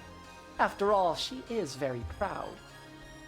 I seem to remember her putting us through hell. But she's still one of the players in this game. I thought it'd be good to have her over to celebrate the final night of the final game. You're right. Without that kid, this game might not have reached its conclusion. Enemies and allies are the bare minimum you need for a game. True, without a foe there can be no game. At least I can enjoy defeat as just another part of the game. And that kid can't. It's too bad, she's been through a lot. So please, don't blame her too harshly. Actually, I was planning to thank her. A lot of crazy stuff happened, but thanks to her, we were able to make it to where we are today. Thanks.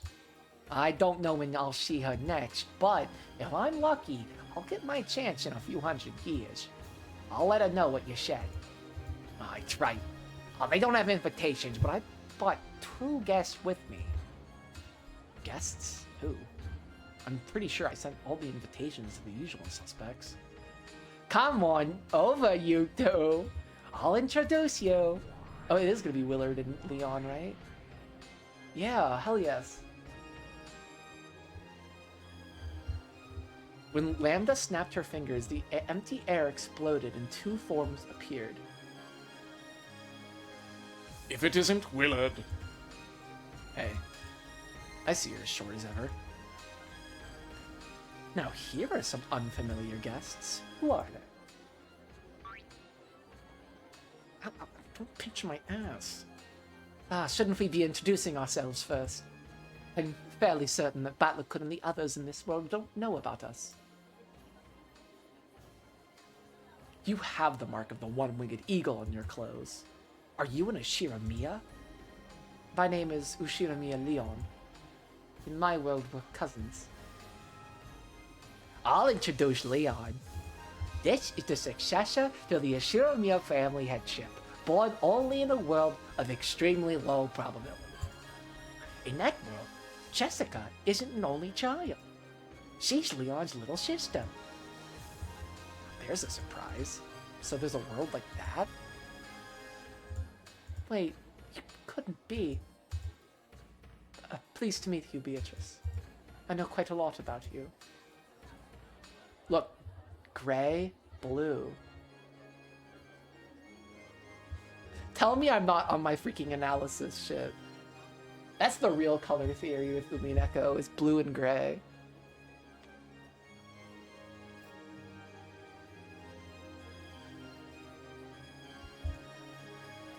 Seeing you smiling happy is the greatest joy I can imagine. I'm as glad as anyone else that you've made it to this point. I see. So it's you. I'm glad you're here. Beato realized who and what Leon was.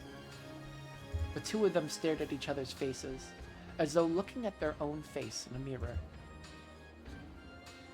Willard's the name. I'm just a passing stranger who got caught up in a game you know nothing about.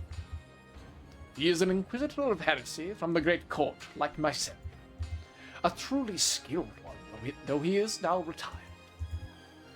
I see. And if you're Glanor's friend, you can't be anyone bad. Please, make yourself at home. Just where did these two come from? Bud brought them in and made them pieces. Kinda fucked up of her. When she was done with them and about to crush them, I picked them up. I always said that leaving them there would leave a bad aftertaste. Is that okay? If by chance Lady Berncastle does drop by here. Oh, on this game board they're my pieces, okay? I can't wait to see the look on that kid's face when she bumps into them in a place like this. I don't really get it, but you obviously brought them here for some shady reason. That's all for my gifts. I'll just hang around for the rest. I'm leaving the rest of you to you, the host. Come, Lord Battler. If you don't announce it, we can't start. The start of tonight's party at the end of this long, really fucking long game. Ladies and gentlemen, your silence, please. Our Territory Lord Battler has a message he wishes to convey to you all. Enough of that. It's embarrassing.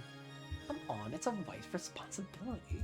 I'm not letting you take anyone else take it. Beato sulked and handed Battler a glass of champagne. Oh, they're married. They love each other, they're happy. Come to think of it, everyone had a glass in their hands now. Maria, you're a kid, so drink some sparkling cider instead. I want champagne too. Hey Maria-chan, why don't we drink some sparkling cider together? Battler, our drinks are getting warm. Agreed. Begin, Battler. No objections, I see. This way, please, Lord Battler. Ronave motioned towards the center of the room. When Battler stepped forward, everyone silently awaited his words. Glad you all could make it. This marks the end of my long game with Beato. I've invited everyone who's been part of this game as a piece, a player, or a game master. I hope you'll enjoy this unending night to the fullest. Cheers! Cheers! Everyone raised their glasses to the heavens as they cheered, and afterwards, the soft sound of glasses clinking together rang out across the room.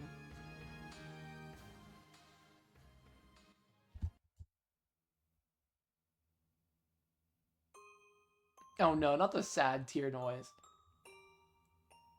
Only, I was apart from all that fun noise. Maybe that was what did it. Before I realized it, my cheeks were wet with tears. I was lying on the sofa, covered by a blanket. I can just barely remember getting sleepy and falling asleep in a chair. Someone probably carried me here. I can't actually hear them, but I get the feeling that everyone's still in the hall having a good time. I want to go there too. No, I will go. Over there. It's what I've wanted all along, but I never took the first step. I'll go to where everyone is. My head still feels hazy, so there aren't any complicated thoughts in my mind, but that's okay. It's okay if my head's empty. I'll be together with everyone. I'll go to where they are. It's all that matters. I got up from my sofa and put on my shoes. Let's go to where everyone is. The parlor door was shut. I tried to get it open, but maybe because of my clumsiness, I couldn't get it open. It was a bit creepy, as though the bad dream I'd just had was still going on. It won't open. Why? It isn't even locked. My mood grew darker and darker. The knob that locks or unlocks the door is on this side. If I twist it, I should be able to lock or unlock it. I turned it. Click. The door won't open. Did I accidentally lock it just now? I turned it. Click. The door won't open. It didn't open the last time, so it should have opened this time.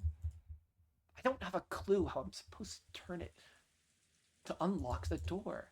I kept on alternating between turning the lock and roughly twisting the doorknob. I began to get irritated, wondering why they'd locked me away behind such an inconvenient door.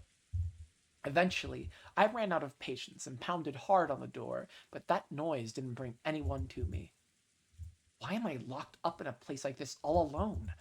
Everyone else is having a fun party right there in the hall. Let me out of here! At that moment, a cold wind blew past me. The wind rippled through my hair. Wind inside? I turned around to find the window curtain waving about. There was a sound like scraping or crying. At some point, the double window had opened outwards towards the future. What? Where did I get the word future from? Outwards towards the darkness. The icy wind that came through it told me that this window was the only exit from this room. Huh? I suddenly realized that the darkness beyond the open window was glaring at me, and my heart leapt. Jingle. A cute sound rang out. I finally understood. That sound was a cat's bell. The glaring emerald eyes in the darkness were those of a cat standing in the open window. Its pitch black, luxuriant fur left only the eyes visible, blending into the darkness easily. Did you share me a family own a cat? It has a bell on it, so it can't be a stray. It's a cat someone owns.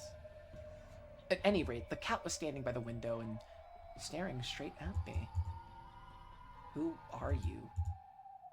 Of course, the cat didn't answer my question.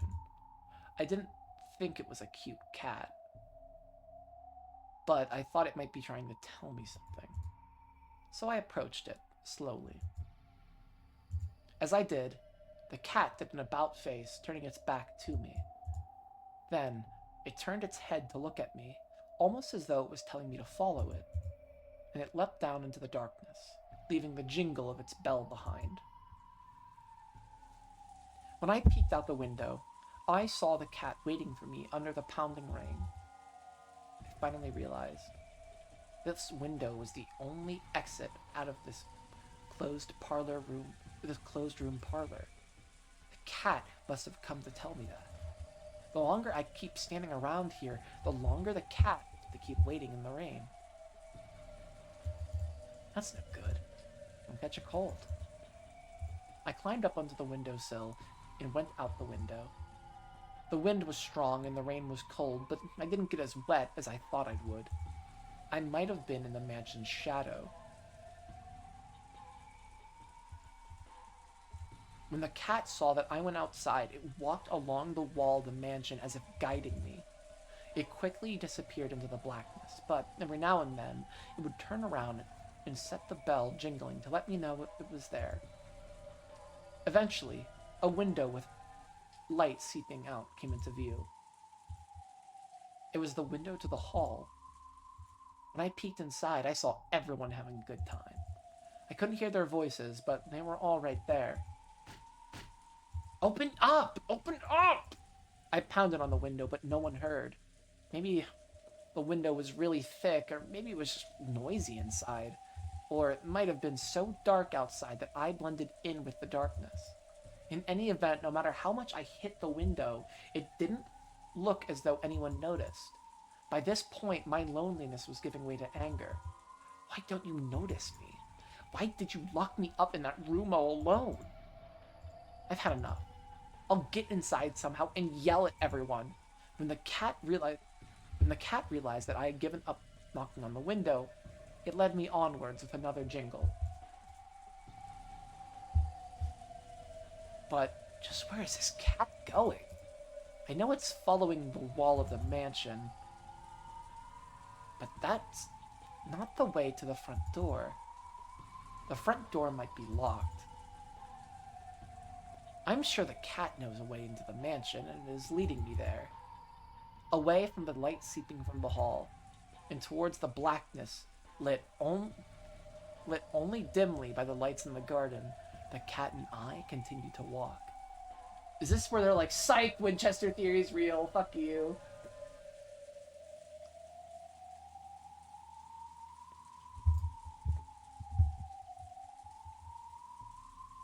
Then I found it. An open window. The cat stood below it and looked between me and the window as though telling me to go inside. Thanks, Kitty. I'd like to give you some milk to thank you. Won't you come with me? When I walked closer to pick the cat up, it slipped away from my hands and flew into the bushes in a nearby flower bed. Then, as though it really had melted away into the darkness inside the bush, all traces of it vanished. No matter how much I strained my ears, I couldn't hear the sound of that bell. Suddenly, the wind changed directions, and the rain started to hit me fiercely. I can't stay in a place like this forever.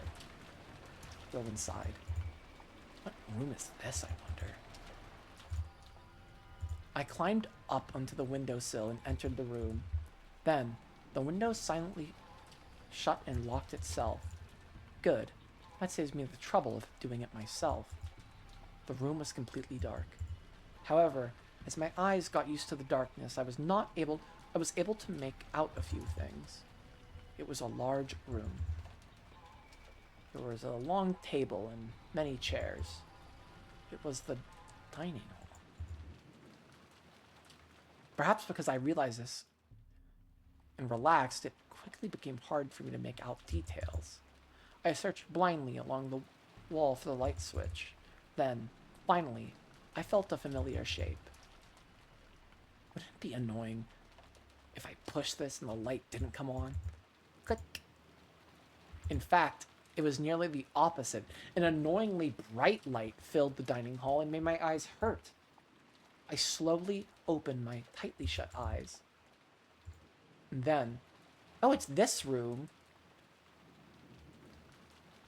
I saw the state the room was in. The dining hall was covered with blood. Here and there were humans lying on the floor. Then, I realized that the two of the people were my own parents.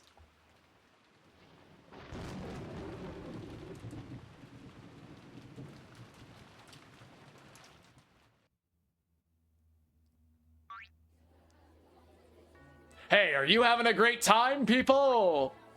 If anyone's not having a good time, we're gonna eat you. Yell and sing the praises of tonight's banquet. Ha ha ha ha ha. The hall was alive with a mingling of humans and the magical illusions who lived on this island. At first, Everyone stayed with their own groups, too nervous to mingle. However, as time passed,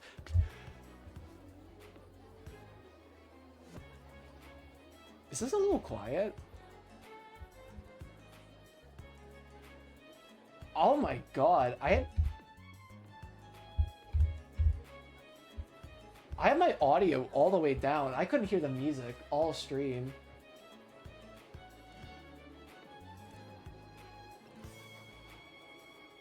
Okay, that's fun.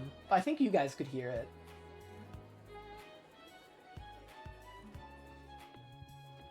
Because my levels did look fine.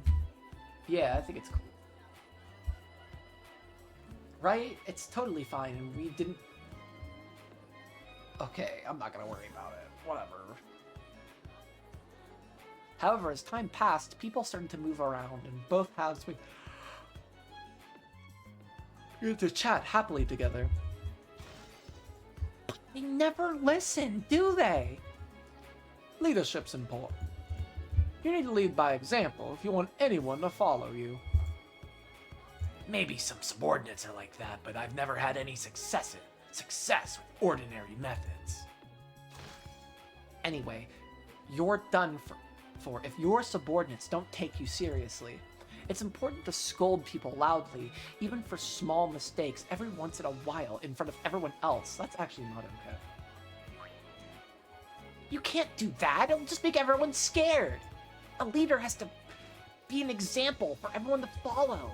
If you really want to be a leader, everyone listen. Everyone listened intently to the Vegeta Lion's theory on leadership. He said it. This was after several rounds of drinks had gone by. Oh, wait. Anyway, you're done for if your subordinates don't take you seriously. It's important to scold people loudly, even for small mistakes. This was after several rounds of drinks had gone by. And everyone was unnaturally focused on the conversation. Kyrie! Why do you get stronger the more jealous you are? Don't make it sound so bad. If I want something, I won't let it slip away. I always put that theory into practice. There's nothing more to it. Thanks for waiting, everyone. Even more food is on the way. Putting in on the family party like this. And yet, while I hate to admit it, every moment of his is flawless. Just what sort of hotel did he train at? Too bad. Ronove-sama just happens to be totally perfect. But I still love Goda more. This one's been cooked just right. The seven sisters had blended into the party perfectly, and they were making things interesting. And yet, many great mysteries are called masterpieces, despite being shut down by Van Dyne's 20 rules. It's not like I'm trying to shut down anything. Mystery novels exist for the sake of your own amusement. If you have fun, that's all that matters. No, but even the great wizard hunting rite has gone quite soft. Whether it's literature or forms of amusement, generally accepted rules change with the times. It must be the same with mystery novels, yes? Everyone chimed in on Will's theory of mystery novels. There was no shortage of things to talk about. Yes, that is a fitting attitude for a beginner. However, at that rate, you'll never become a key player in your organization. But know that the regulations are always being enforced. That's something for newbies to do. Don't forget that regulations and rules are pretty much guidelines for the new guys who don't know any better. You said it. Can't really call yourself an adult until you learn how to move outside the rules. You're still a kid if you let the rules hold you back. I can't stand letting other people... No, I feel like Mammon is... No, Mammon's greed. No, we're not doing Captain Kawabata. I just can't stand letting other people do the work. I'm Mammon of greed. I'll do all the jobs myself. That's some spirit you've got there. How much are they paying you for being a sister of purgatory? Come get a job at my husband's business instead. I'll recommend you personally. The humans and illusions were now very much on casual terms. I see. So this is how it's done in the world of witches. Yeah, you've got it, yeah. Where we come from, you pour tea onto the saucer, press your palms on the table, and slurp it up like a dog. Yeah.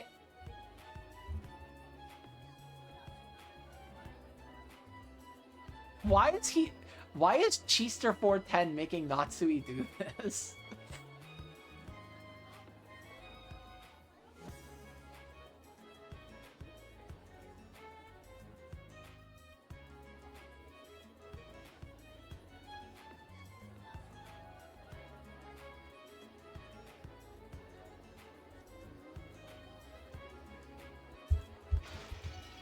What the hell are you teaching her? Who does that? And Natsui, what do you think you're doing getting tricked like that? And at your age! Get away from her, Satan! How can you be so rude to Natsui-san? Whatever, Virgilia, whatever. Why are you crying, Satan? Was I too hard on you? Chista 410-san, please stop giving my pure and trusting mother such crazy ideas. Don't worry, it won't leave a mark. 410 started yelling about animal abuse, jumping around in circles and holding her butt. I wonder if there's a prince out there for me. Oh, I want some hot, passionate love. If I fell in love, could I become a beautiful princess too? Of course. Love is a miracle. Power a mineral. It grants you invincible strength. Is that the person who once claimed that love equals lust, I hear? Indeed. It would seem she's getting her fill every night. Shut up, Kinzo! You're being creepy. Shut up, you perverts! The circle surrounding Beato was always a lively one. Yeah, I know how you feel. It's only when we're giving orders that we find meaning in our lives. I get nervous when I don't have any orders. Someone ordered me to do something or I'll die. You can't have that attitude. You gotta find your own meaning for your life. Cut your own path. That's right. Your resolve has to be certain and absolute. Okay? Back when I was human, I lived like a daredevil all the time. A bit shakily, Lambda Delta started talking about her theory of life. Apparently, she had also had her fair share of champagne. What a bizarre scene. Yeah, I guess so. Planner-sama, would you like some more to drink? Something non-alcoholic. Can you get me an O'Doul's? After all, I am a kid. Ah, Shanna-chan will do. Do you have a second? Battler came back to the dining hall. He was searching for a servant, and the first one his eyes met was Shannon. Of course, Battler-sama. Do you need something? Sorry, but would you mind lending me the key to the parlor? The parlor? I can get you in with a master key, but why? Well, I was just wondering if Angie was asleep, so I went over there. The door was locked. Locked? After we carried Angie-sama to the sofa, we shut the door, but we didn't lock it. Don't tell me that Angie... Oh, she must have felt like she was being left out of the fun and locked the door from the inside in a huff. Silly kid. No, she's actually being, like, kidnapped by... Bernkessel, who is the main antagonist of Umineko. Shall we unlock it then? Yeah, if you don't mind. Sorry about the trouble. Battler and Shannon left the hall together. In the hall, Lambda Delta started suggesting that they all have another quiz tournament together. Apparently, the Witch of Certainty would be handing out prizes. Everyone seemed enthusiastic about the idea. smiling contently at the ensuing uproar. Battler headed towards the parlor.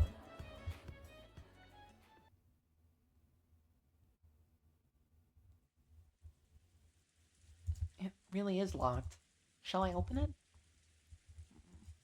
She was sleeping, so I didn't knock on the door, but if she locked it, that proves she woke up.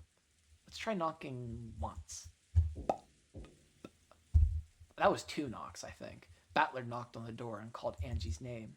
However, there was no response from the other side. He pressed his ear against the door, listening carefully, but there was no hint of Angie unhappily throwing a cushion at it. She might have fallen asleep again after having her little tantrum. Could you open it for me? As you wish. Shannon took out her master key and unlocked the door. Then she stepped back to let Battler go through. Angie, I'm coming in. Speaking in a quiet voice to avoid waking Angie if she was asleep, Battler opened the door. Then, just as the door was opened, a chilly breeze drifted by. The breeze, which felt like outside air, immediately caught the attention of the pair, and they looked at each other. It could be seen at a glance that Angie wasn't in the parlor. The curtains on the wide open window fluttered about. Angie? Angie! A blanket lay crumpled up on the sofa. It sat there just as Angie had left it after waking up. The blanket was slightly warm. Clearly, she had been here until a short while ago. Angie-sama, are you there? She obviously wasn't playing hide-and-seek. Angie was nowhere to be seen in the parlor. Battler peered out the open window into the rainy blackness. So she slipped out the window in this rain and went, where? Do you think Angie-sama might have gone out that window? That'd make her one hell of a sleepwalker. She couldn't have left from the main entrance, so she probably doesn't have an umbrella. It was very hard to imagine a reason Angie might have for going outside in this weather. I have a bad feeling about this. This shouldn't be happening.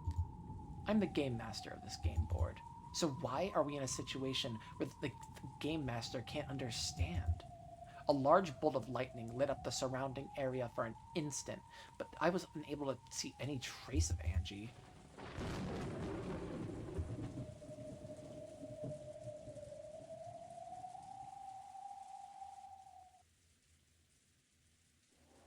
Okay.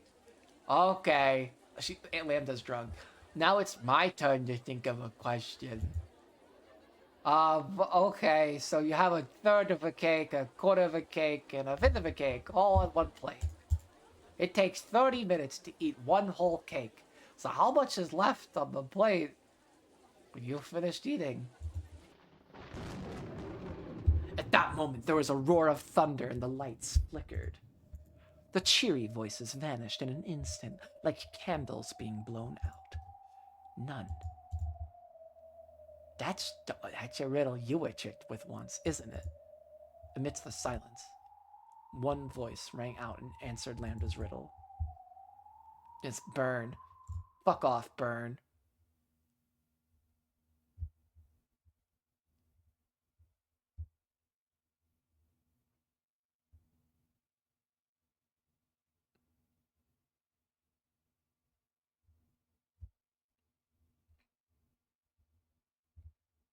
The crowd parted, and the form of a girl, a 1,000-year-old witch, came into view. She had been invited. She was an official guest, holding an invitation to this party. Sorry I'm late. I was busy planning some festivities to liven up the party. As Burncastle spoke, she looked around at everyone. Oh, I thought you two were rotting away in the fragment sea. They're my pieces now. Pretty cool, right? She stared at Leon and Will with an unnerving smile on her face, but she seemed to lose interest. Where's Battler? And Beato? I'm a guest, aren't I? Isn't there anyone to welcome me in? I'm here. We did invite you, but I didn't expect you to actually come. I see, this must truly be a miracle. Now that's an interesting way to put it. Why'd everyone get so quiet? This is a party, right? Go ahead and be noisy just for the hell of it. Or is you welcoming me with silence part of some kind of joke? Now it's your turn. My turn for what? You asked where Battler was, so I told you I was here. Now it's your turn. What are you talking about? Did something happen? Angie's gone. Even I, the game master, don't know where she went. That's insane. Isn't this your game? This doesn't make sense. If Angie disappearing isn't a scenario created by Battler, that means there must be another game master. Is that even possible?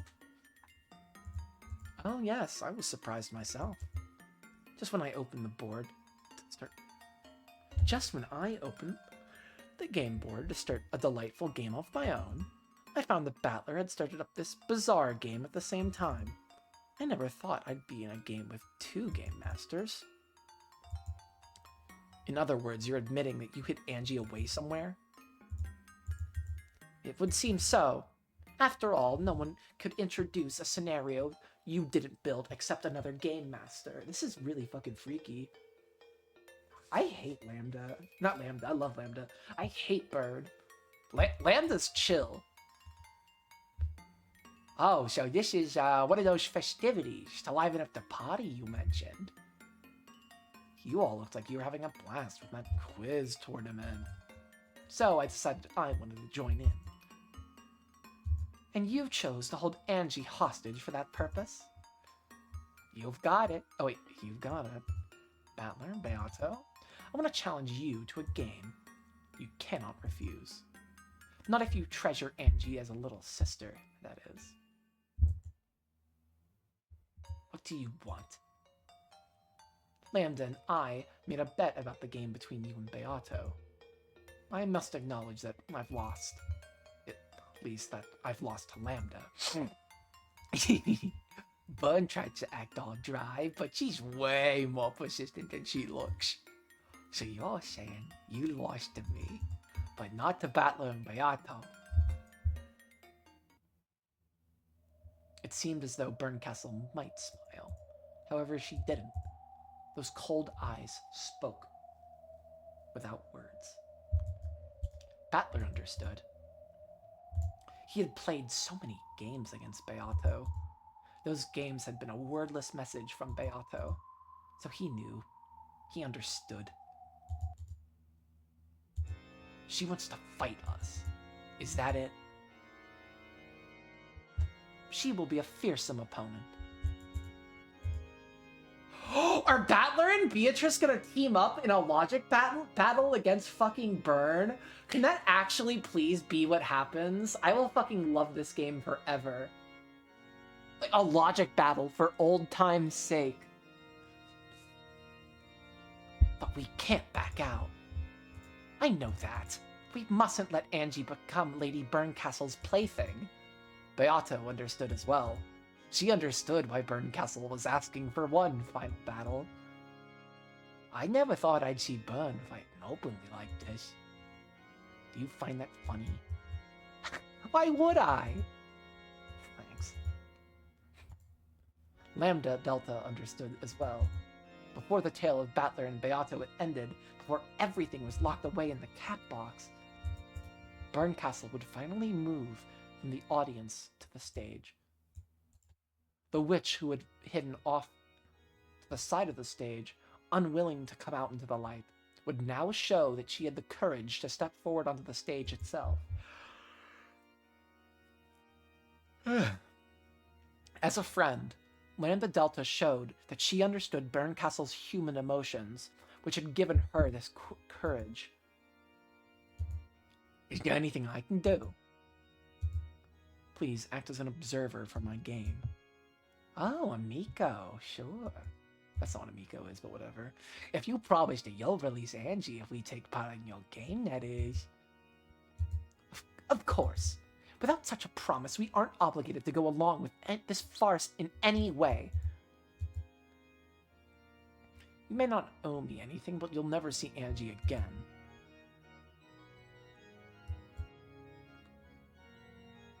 In that case, you can enjoy being branded as a loser for the next few centuries. Beato, don't provoke her. This isn't a fight we can back down from. Indeed, now that a hostage had been taken, their ability to negotiate had disappeared. However, Lambda Delta was agreeing to become an observer if that would make Burncastle promise to release Angie. Unless she held Burncastle to a promise like that, the latter would have had nothing to lose. To make this final fight Burncastle wanted, a proper one. Lambda Delta made her agree to this. Of course, Lambda. I promise. When the game ends, I'll release Angie. Don't make a fool of me, okay? When I get shamed, I never let go of the one who did it until they regret it. Lambda Delta spoke in a soft, threatening tone. However, Burncastle laughed lightly, as though the look on Lambda Delta's face was merely cute. I swear it. I swear it on our friendship. Phew! Lambda Delta whistled and grinned. Apparently, this was the most reliable oath Burncastle could utter. Okay. Lambda Delta nodded, looked between Battler and Burncastle, and spoke. By the name of Lambda Delta, with a certainty, I accept the role of observer for your fight. Battler, Beato, you have no objections, right? Battler and Beato nodded at each other, then nodded at Lambda Delta to show their determination. I'm so glad we finally get to fight each other. Umineko loves the number 3 for some reason. Umineko loves every number for some reason. Do I love every number for some reason? Yes. Okay.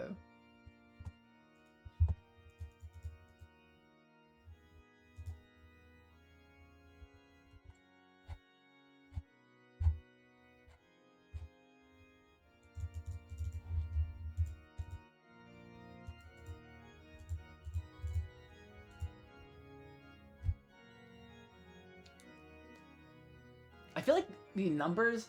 Is there a single digit number that isn't important in Umineko in some metaphorical sense? 9. That's probably it. I don't know. Maybe that's just like me. That's definitely just a me thing. Who am I kidding? I'm not sure. It might have been before I learned your name.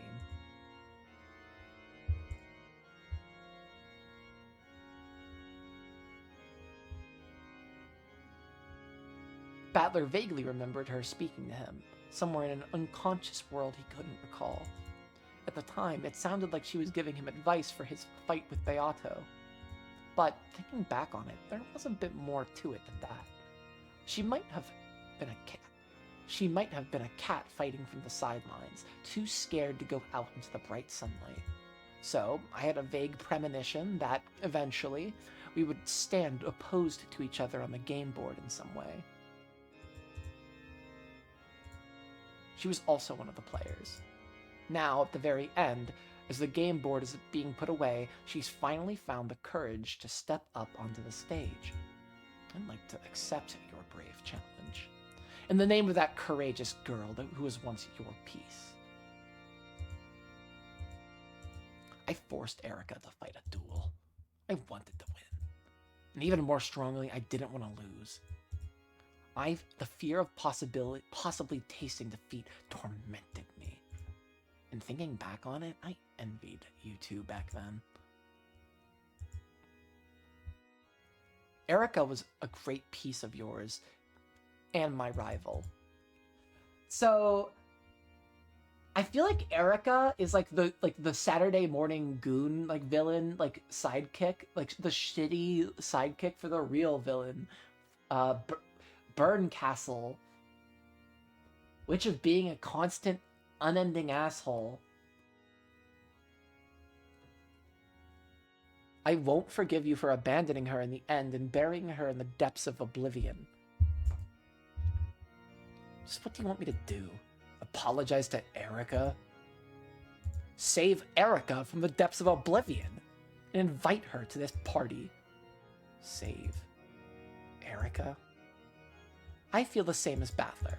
She was a piece who stood in opposition to us, but she was only faithfully fulfilling her role.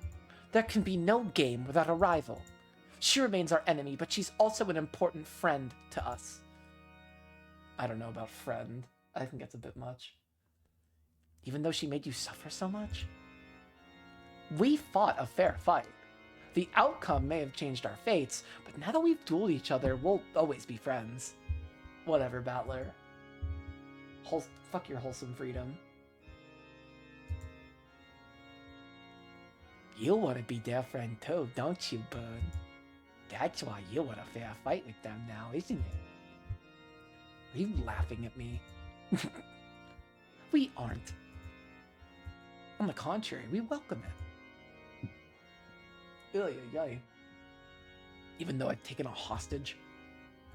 If you didn't, you probably wouldn't have been able to come up onto the stage. There had been no need to take a hostage. Battler and Beato had been more than willing to accept this final duel if Burncastle wished it. It was hard to make out anything from Burncastle's silent expression. Fine. What's fine? I'll release Erica from the depths. She's out of Labubu hell? Damn, that's crazy. I'm glad you decided to do this. I'm not, but okay. Personally, I think Erica could just stay in the depths of oblivion forever.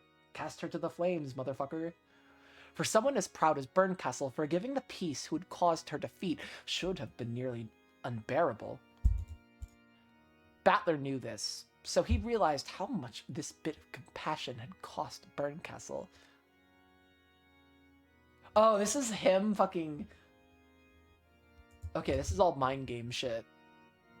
Burncastle snapped her fingers and a black cat slipped out of her shadow. It tossed her all the way into the deepest parts of oblivion. It might take a while for her to get here. It matters not. There's no danger of the food and drink running out. Go, kitty. Got that kid here. When she gave this order, the cat melted into the darkness, its bell jingling. I can hardly believe that you forgive Erica. I don't plan on forgiving her. She's not my piece anymore.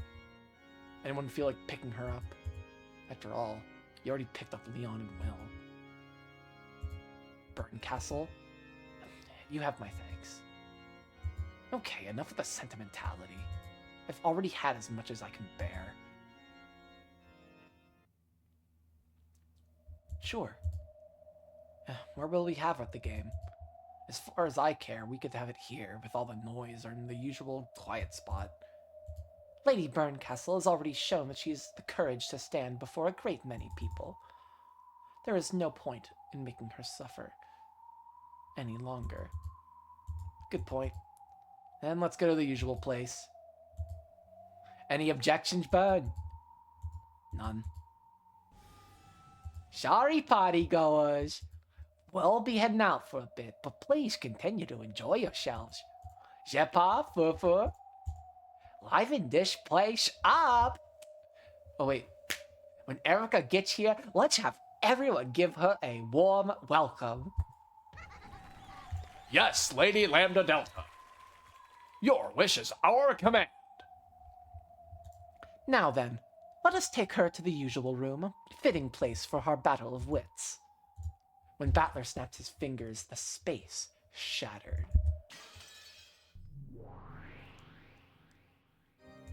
They were now in the smoking room of the witches, the place where the witches had once debated, schemed, and reasoned all they could. Burncastle had been invited there once again, and the final game would now begin. But before the final game begins, which I think I am going to read it, fuck it, I don't care. Actually, do I pause now?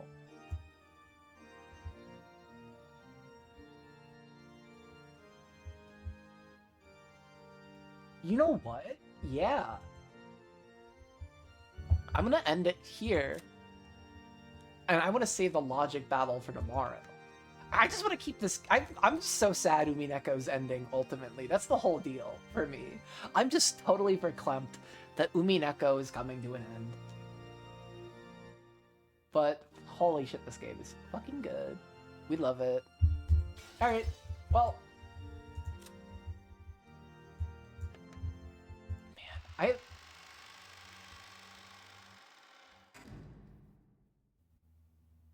Read the Battler? What do you mean?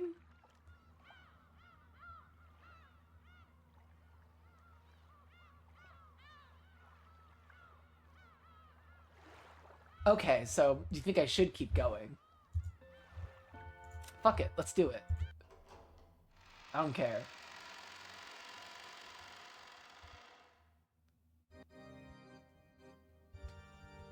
We keep it going then, fine. Of course. I worked hard on this game and I'm pretty proud of it. So Burn will be the game master and Battler and Beato will be the players?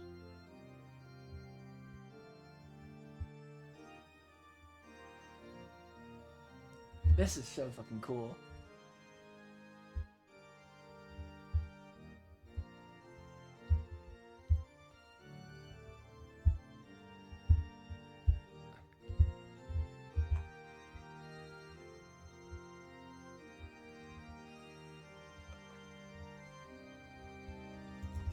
Oh, fuck me.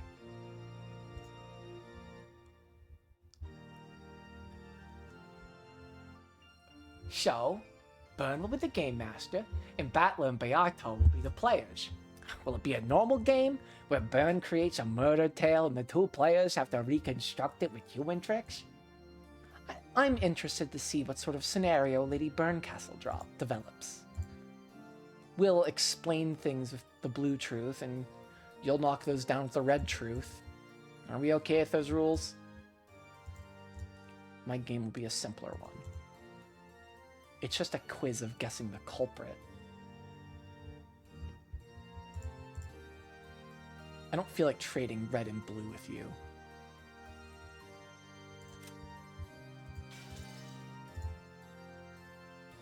Oh. Well, what kind of game will that be? Would you mind letting me have a look at it first? Burncastle held her palm upwards, and a palely glowing fragment appeared there. Lambda Delta brushed it with her hand and shut her eyes.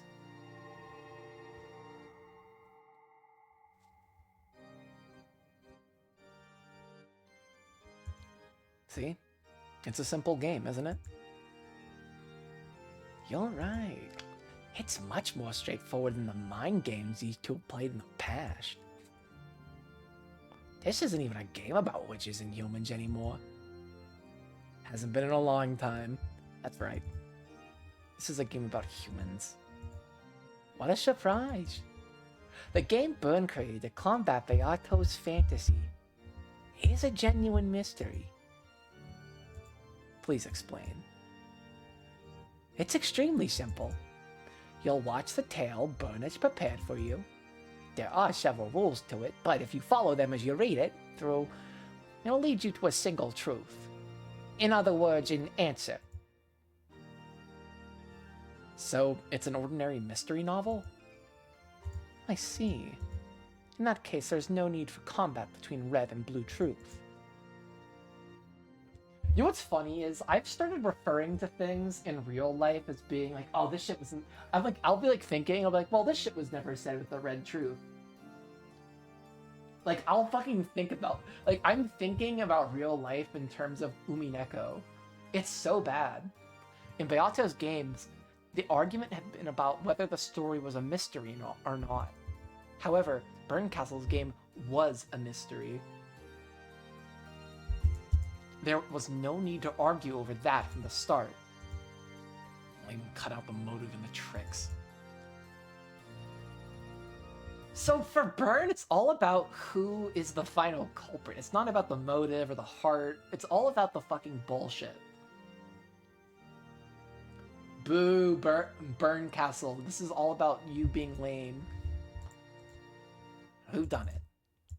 What a simple yet fitting game to conclude our fight. Yeah, no cheap tricks.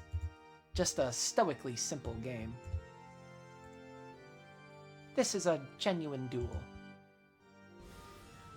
As the observer, I'll say this. This game is made to be solvable.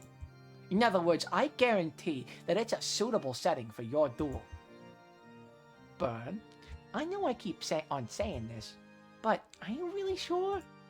Battler and Beato's relationship started because they both loved mystery.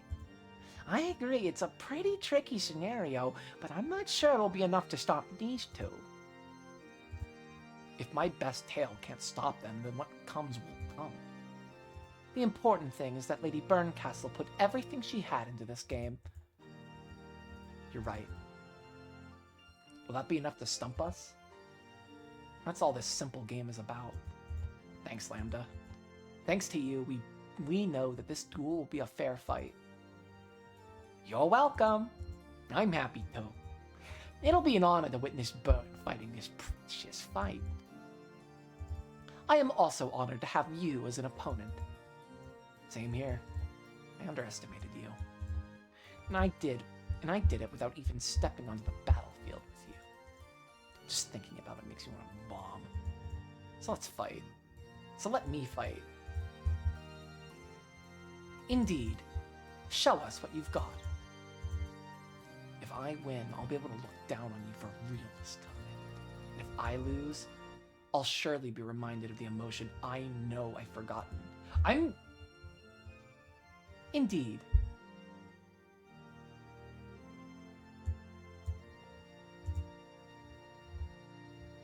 Berncastle?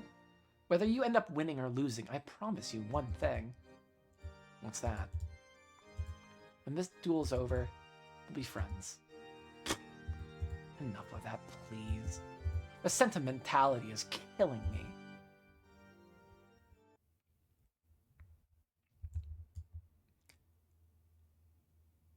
Lambda clapped her hands. A pleasant sound rang out. Will you be the reader, Burn? Or shall I do that? Let Lambda do it. I don't need a reader. Huh? A reader, Miko, can use her own voice to embellish or distort the tale. Even if there was no cheap trickery in my game, by having a reader, any amount of trickery could be added. Yes, that is true. That's another of the Game Master's privileges. I want to have a straightforward duel with you, so I don't need a reader. You can read this tale with your own eyes and ears. Are you sure?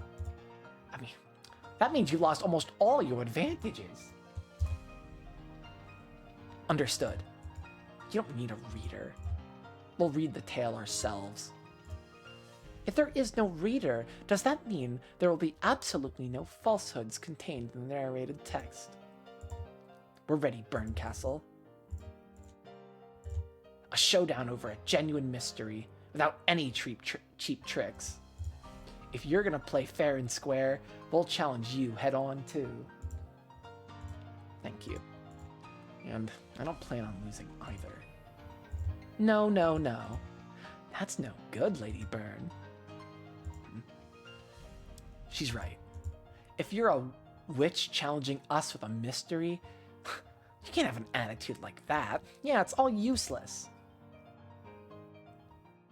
Berncastle, realizing what Battler and Beato were asking for, snorted. What is...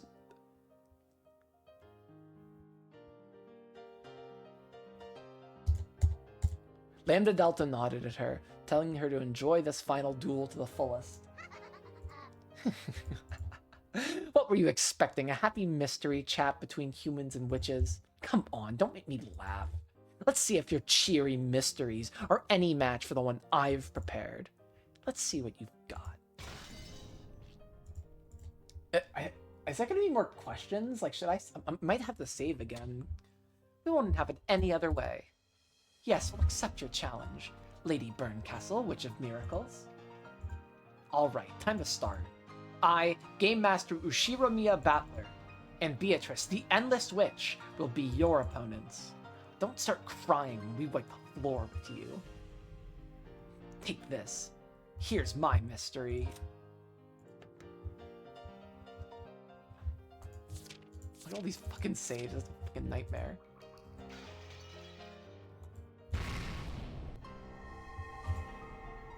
Burncastle took a fragment containing the game and smashed it against the table, shattering it with a brilliant light as the game's scenario laid itself out. The curtain rose on the mystery Burncastle had created.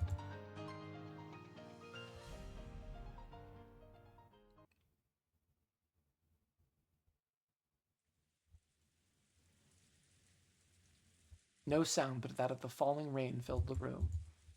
It covered the tragic scene in the bloody dining hall. At some point, Angie had fainted and fallen to the floor. Now, her consciousness was slowly returning, forcing her to remember what happened in this room. So, she reflexively averted her gaze even before the memory overtook her. 6 bodies lay in the blood-stained dining hall. Strangely enough, as her consciousness returned bit by bit, the terrifying scene before her seemed somehow less intense. This time, Angie was able to take a look at the 6 corpses well enough to make out who they were. First, those are my own parents. Oh!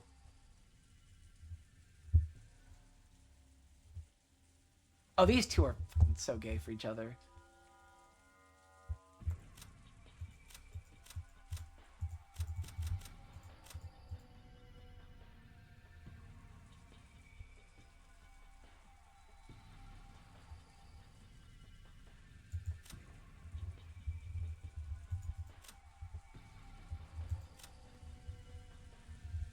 I'm just seeing if any of these have changed.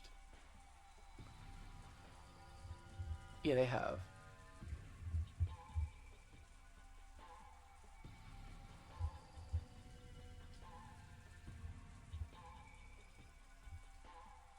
Yeah.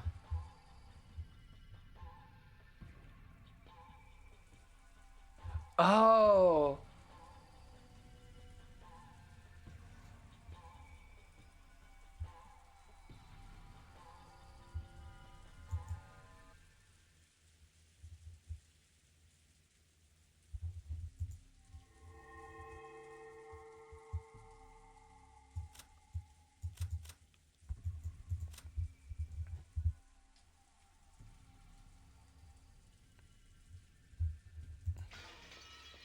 First, those are my own parents.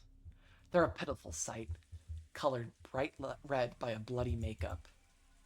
And lying next to them are Uncle Hideyoshi and Aunt Ava. Uncle Hideyoshi, the uncle who always says funny things and makes me laugh, and Ava, the aunt who seems to be so fond of me. Genji-san, the servant, is lying over there. And the only one lying right here is Aunt Rosa. 6 people. A full 6 people had their lives taken from them and are lying in this room.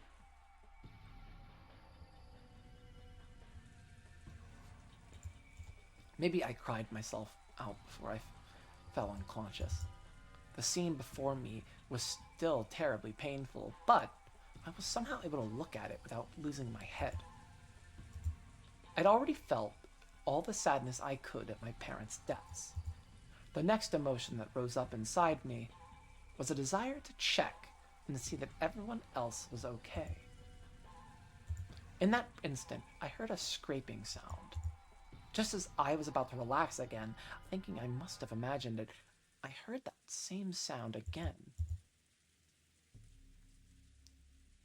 was probably coming from the door. Someone was clawing at the door from the outside.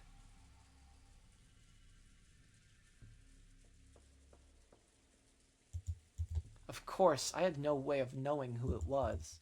However, for some reason, I was sure that it was that black cat scratching at the door. The black cat was telling me to leave this room. I understood and put my hands on the doorknob. I immediately noticed something odd. The door was locked. The same bad feeling I'd felt after being locked in the parlor crawled up my spine. However, unlike the time in the parlor, this door unlocked itself easily when I turned the knob. I unlocked it and slowly opened the door.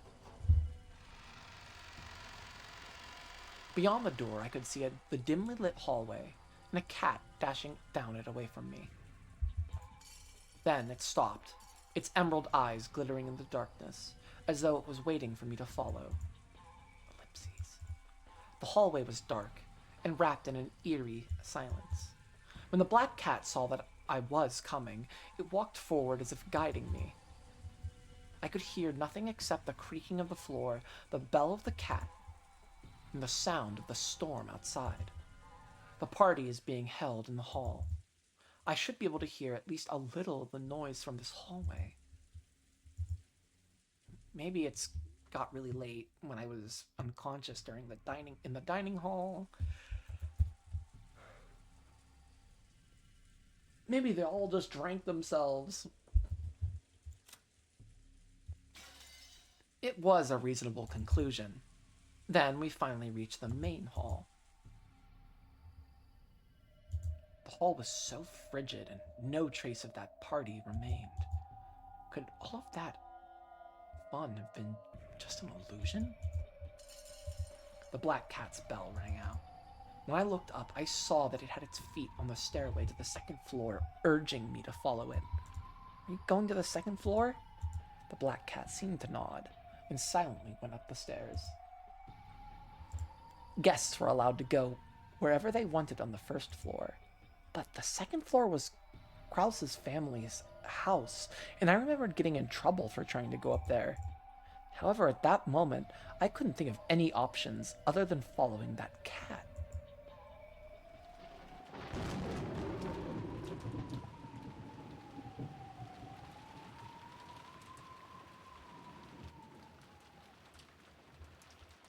I walked along the dark hallway with the black cat. Eventually, we reached one of the doors. The black cat scratched at the door and turned to look at me. It must have been telling me to open it. Okay, I'll open it for you. I put my hand on the doorknob and felt the resistance of a lock again.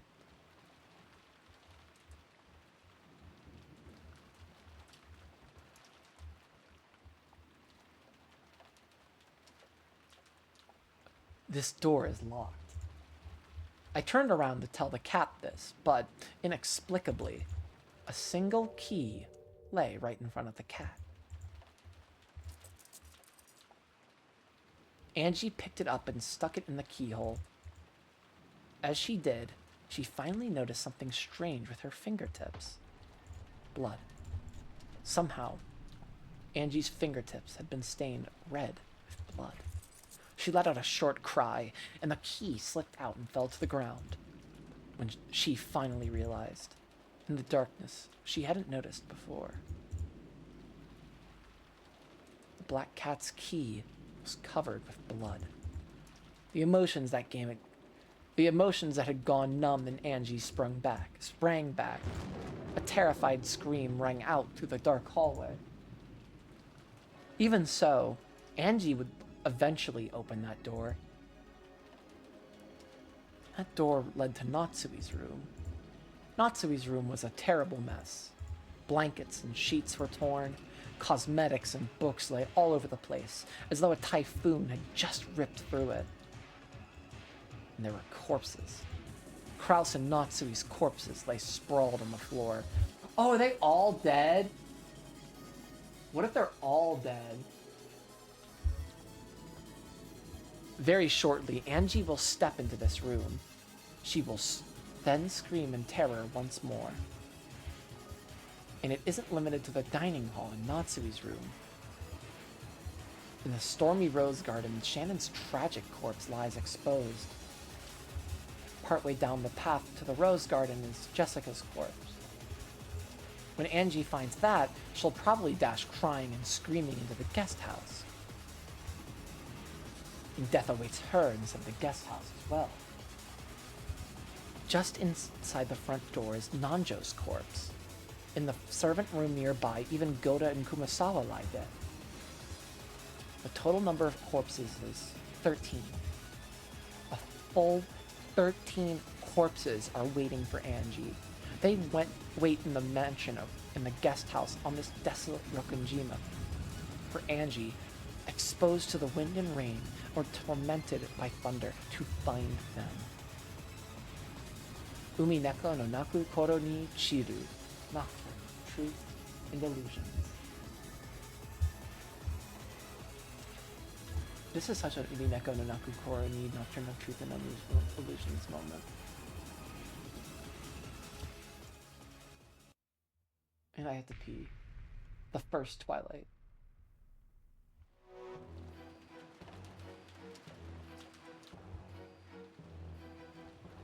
Alright. I gotta go pee. Be right back. I'm really gonna fucking pee. What the fuck?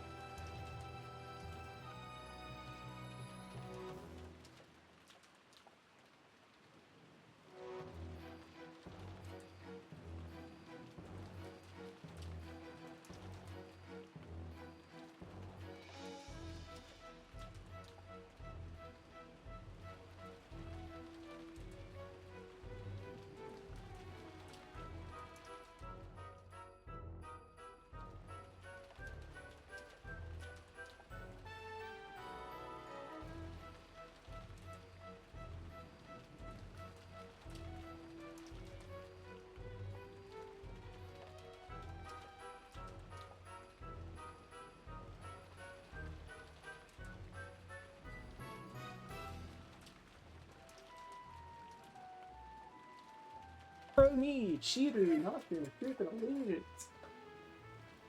Okay, we're back. We're out here, we reading. We persist. We persist. The tragedy of the first Twilight was discovered at 6 in the morning on the following day. Goda, who had woken up to get breakfast ready, went to check on the adult siblings, who had remained in the dining hall since the previous night of the family conference.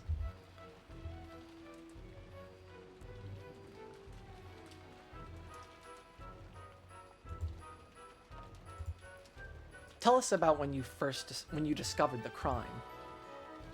The dining hall was locked up. Goda truth? The purple truth. Goda's truth. Red and blue. Of course there is a lock on the doors to the dining hall, but usually they remain unlocked. The Goda truth. I knocked, but there was no answer. That's when I arrived. I recommended that he try unlocking the door just in case. When I unlocked the door with a master key, terrifying sight awaited me inside. Eva-sama, Hideyoshi-sama, Rudolph-sama, Kairi-sama, Rosa-sama, and Genji-san. 6 people in all were lying there, covered in blood. A great tumult followed. Everyone gathered in the dining hall. I don't want to remember it. The sight of all the sobbing children crouched over the corpses of their own parents. There was a chance that they might have been alive still. Everyone was shaking them desperately. But it was no use. Each of the children confirmed the deaths of their own parents. Dr. Nanjo and I confirmed that Genji-sama was dead. Such a gruesome way to be killed. No one is going to mistakenly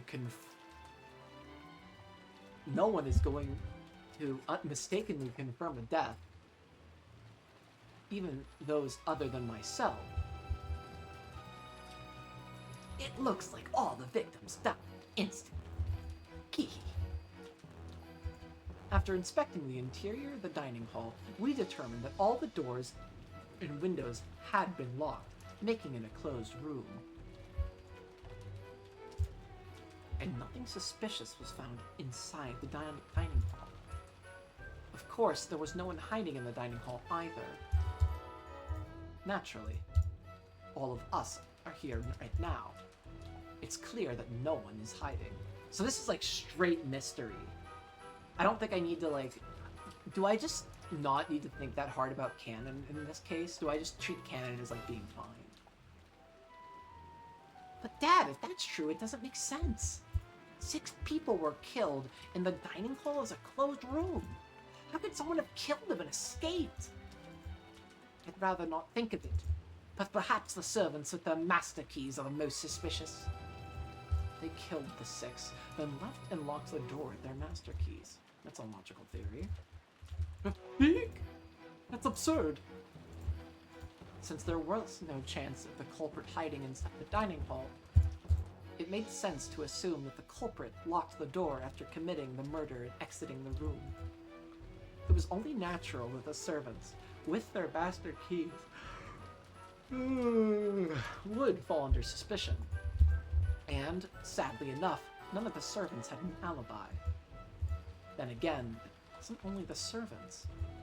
Everyone else lacked an alibi as well.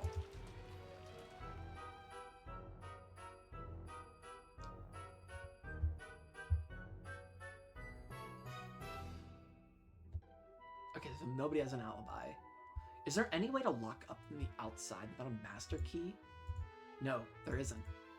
That's not enough. I'll say it with the red truth. All doors can only be locked or unlocked with a master key. Of course, it is possible to lock or unlock the doors from inside the room without even without a master key.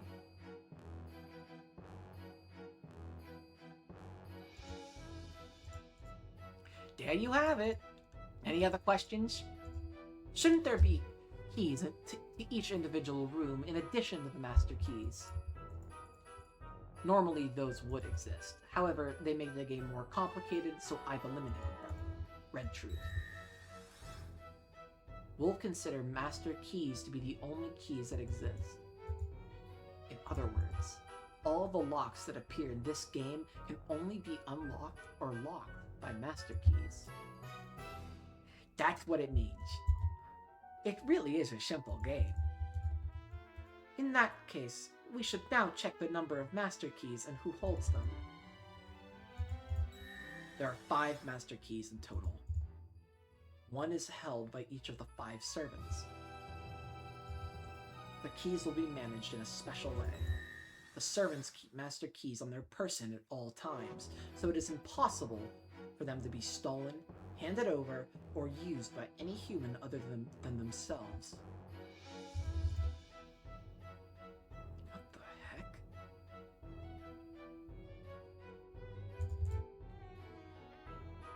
Now they're sounding less like keys and more like a fingerprinting system. It's 1986, Spatler. Oh wait, never mind. That's an interesting metaphor. In other words, in the world of this game, it isn't the master keys, but the 5 servants themselves that can unlock their unlocked doors.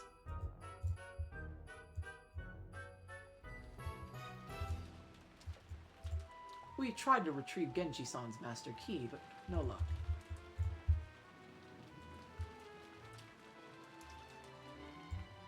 What?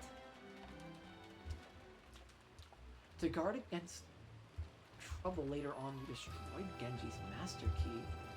So which is it? Did they find the key or did they destroy the key? This was the crime of the first Twilight. The scene was the locked, closed room of the dining hall. None of the servants holding master keys have alibis. Then again, no one else has an alibi either. The second Twilight. Everyone returned to the parlor to discuss what should be done next.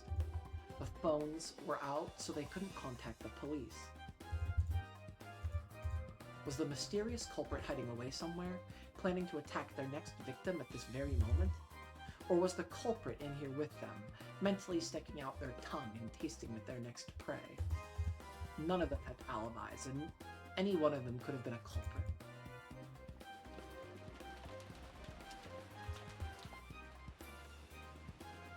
However, that tense feeling didn't last long. By midday, everyone got tired of arguing and decided to take a break.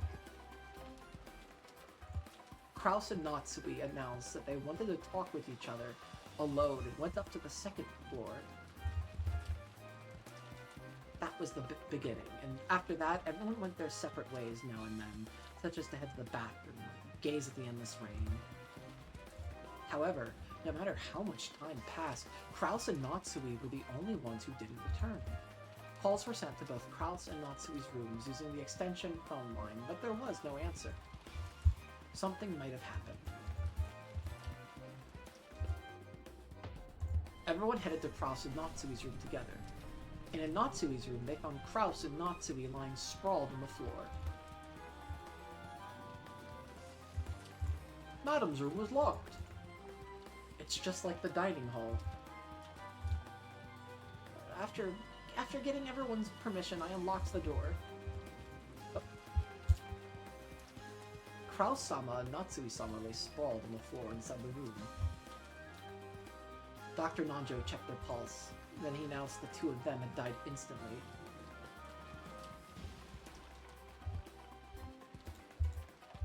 Correct. I confirmed both of their deaths. There can be no death. They died instantly. So what's up with this purple?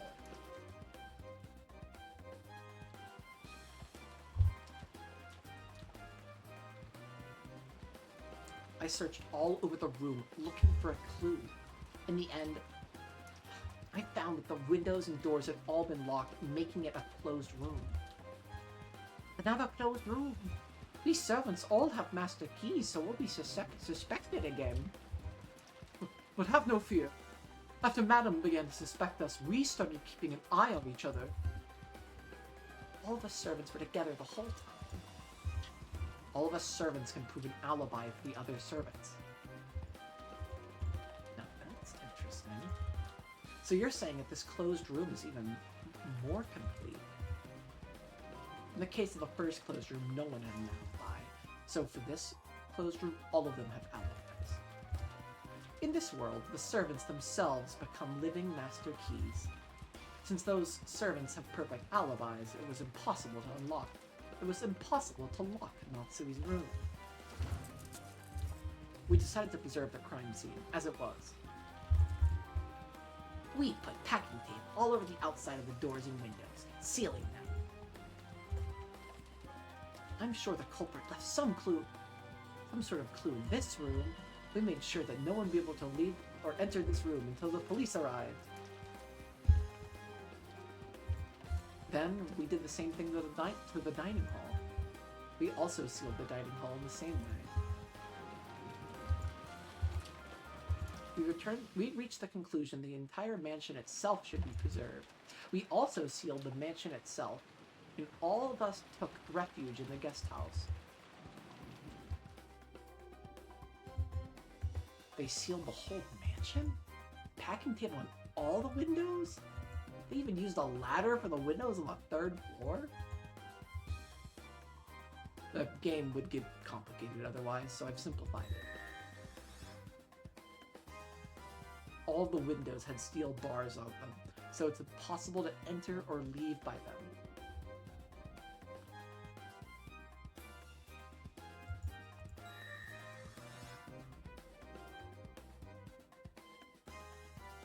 Therefore, we'll say that they can seal the whole mansion by sealing the 2 doors, the front one and the back one.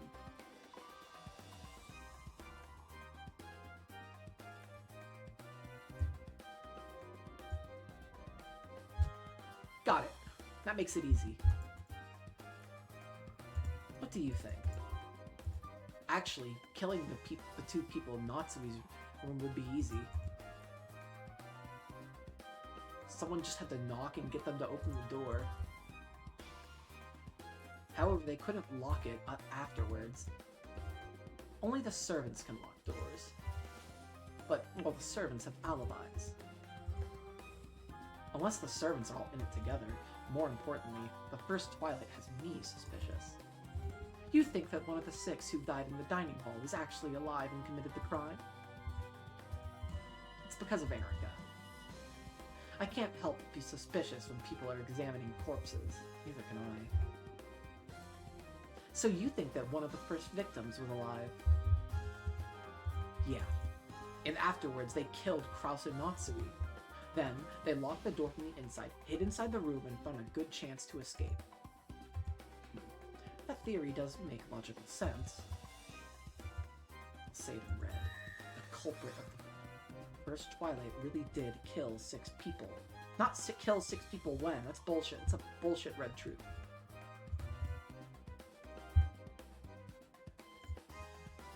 Then I'll take a shot at the blue truth. Here is the nature of this true nature of this closed room. The culprit locked the door from the inside, then hid in Natsui's room.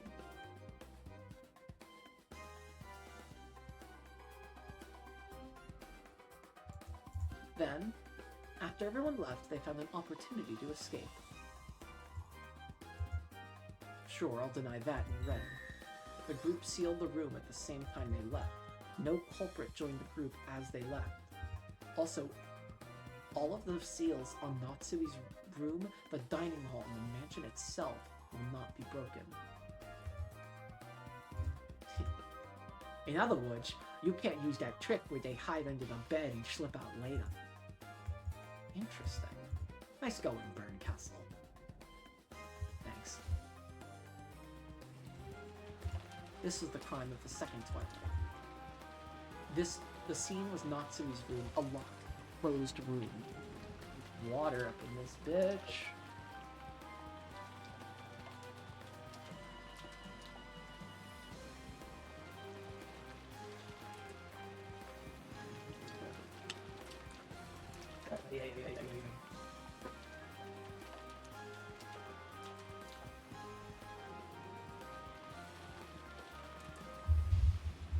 This time, all of the servants with master keys have alibis. The whole group, realizing the dangers of being inside the mansion, took shelter in the guest house. The fourth Twilight. All those who took refuge in the guest house decided to hole up there until the typhoon passed. Typhoon! There, if everyone watched everyone else, they should be able to prevent further crimes both from inside and outside.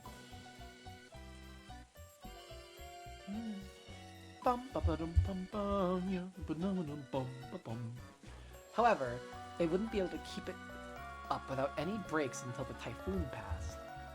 Once again, their actions left a weak point open, and they were faced with yet another tragedy.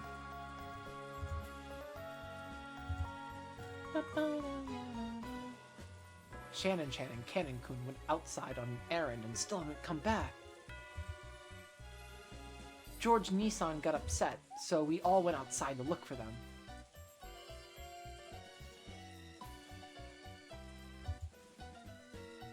We found Shannon-chan lying there in the rose garden. Oh, poor Shannon-chan. I prayed she was still alive. However, I was forced to acknowledge that she was dead. Of course, I also examined her and confirmed her death.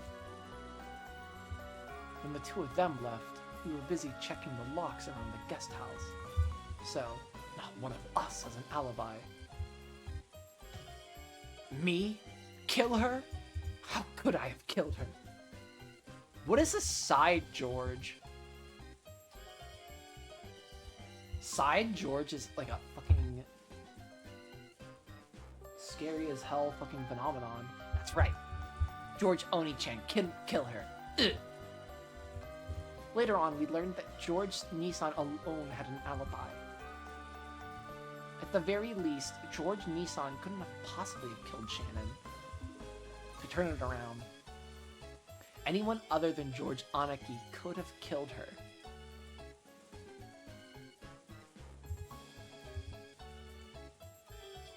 To prevent the culprit from using it for any mischief, we destroyed the master key Shannon had on the spot. But then there's still Cannon's master key, which Shannon also has, right? At the same time Shannon is killed, Cannon goes missing forever. From now on, Cannon is treated as being killed. Also, what does treated mean? Also, Cannon's master key is treated as being destroyed. So, does that mean... I'm confused. Does Shannon have two keys, or does Cannon's key never exist to begin with?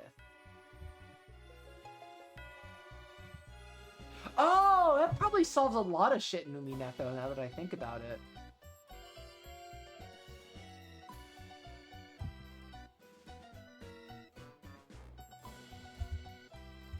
Well, I thought it'd be rude, so I kept quiet about it, but that's what happens when Shannon dies.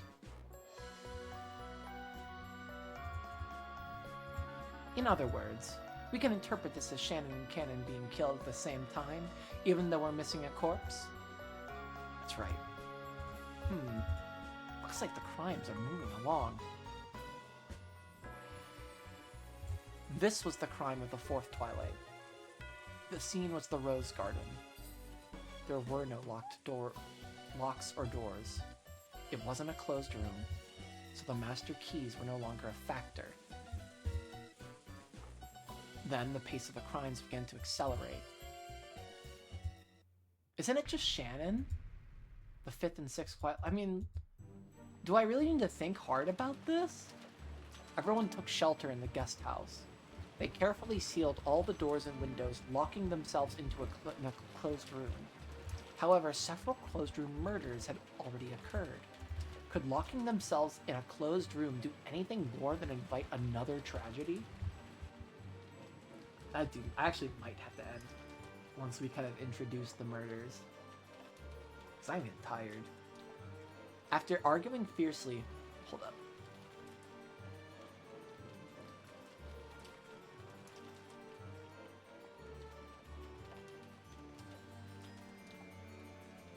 But I'd say squeezing another, like, hour-ish out of me is probably good anyways.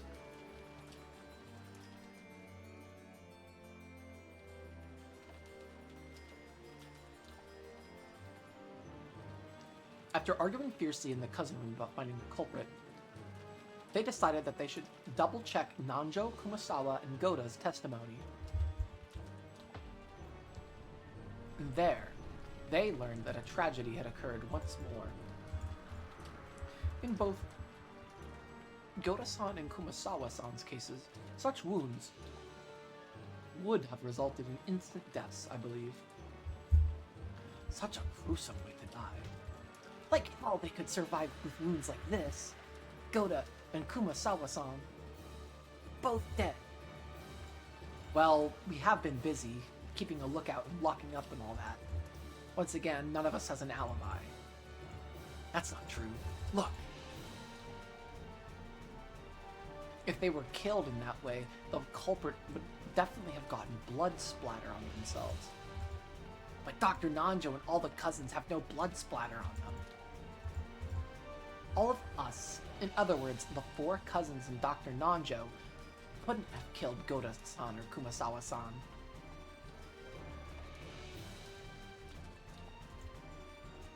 In that case, it's clear that the culprit is someone other than us. I guessed that someone might have snuck in, so I checked around, but the guest house was still completely locked up. Perhaps the culprit has a master key after all. That's impossible.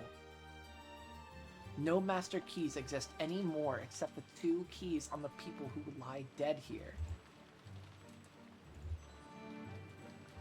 Is there... What about the windows? Is there windows in this room? Are they barred shut too? Since the 2 master keys that exist are here inside the guest house, that makes this guest house a perfect closed room. Well, said someone's dead, it obviously wasn't perfect. Hee. This was the tale of the 5th and 6th Twilights. The scene was a closed room known as the guest house.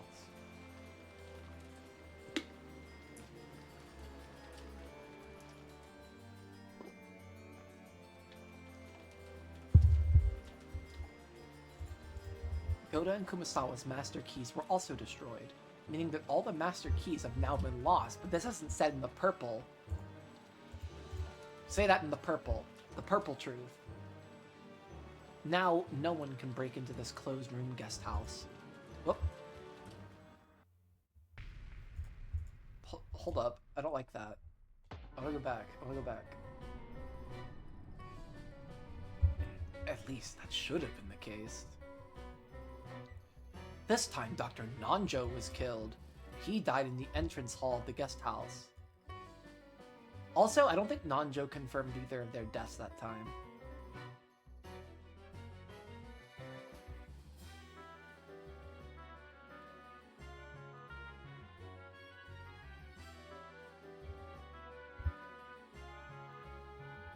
I don't think they talked... Yeah, Nanjo didn't examine these, so it could have been... What was that, Goda or Kumasawa? What if it was Kumasawa?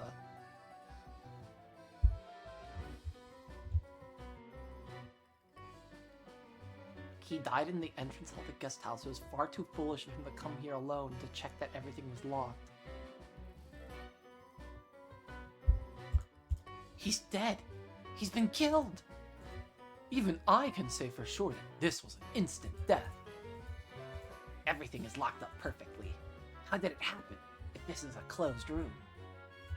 But that means the culprit is one of us. Impossible. Judging by the circumstances, Maria, Battler, George, Nissan, and I couldn't have killed Dr. Nanjo. In the first place, no one could kill Dr. Nanjo inside the guest house. And look at this. Simply put, this is proof that Dr. Nanjo didn't leave the guest house. That means no one could kill Dr. Nanjo, right? So, how was he killed? No one could answer that innocent question. This was the 7th Twilight. Once again, the crime scene was the closed room known as the guest house. Various bits of evidence made this crime scene even more impossible. Then, the tragedy reached the 8th Twilight, the final one.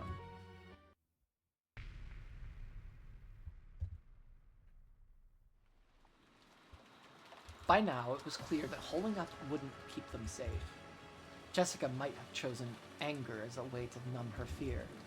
She flew out of the guest house in a rage, searching for the culprit that surely hid it somewhere outside. George, Battler, and Maria hurriedly chased after her. Then, outside the building, they found Jessica lying on the ground. It was, as anyone can tell at a glance, a gruesome corpse. Poor Jessica Chan. She probably died instantly. There's no way anyone can live through this. Kee. 3 of us were together the whole time! George, Anaki, Maria, and I couldn't have killed Jessica. Yeah, the 3 of us couldn't have killed Jessica. As if Maria-chan could kill someone. Maria-chan couldn't kill anyone. Hehehe, thanks. George Oni-chan couldn't kill him at all. He could kill a kid, though. Hehehe. I don't understand it at all. What the hell is going on here? This was the 8th Twilight. The crime scene was outside. However, the 3 who chased after Jessica have alibis. George, Battler, and Maria couldn't have killed Jessica. So, is there really someone hiding on this island apart from the Ushiramiya family? The curtain is lowered on this tale for now.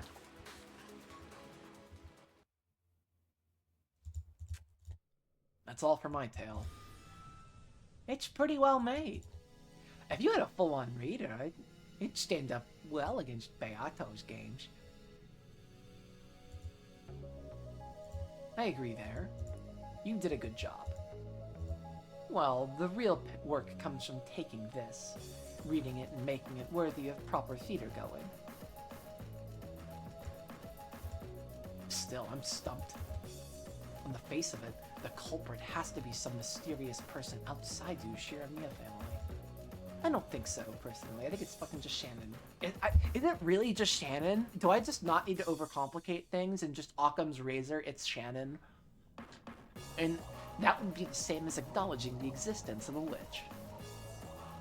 Yeah, Poyo Poyo Piku Poyo, man. We can also suspect the existence of some accomplices in aiding the culprit. Even unwillingly aiding the culprit, or unknowingly, rather, I think is a more apt word.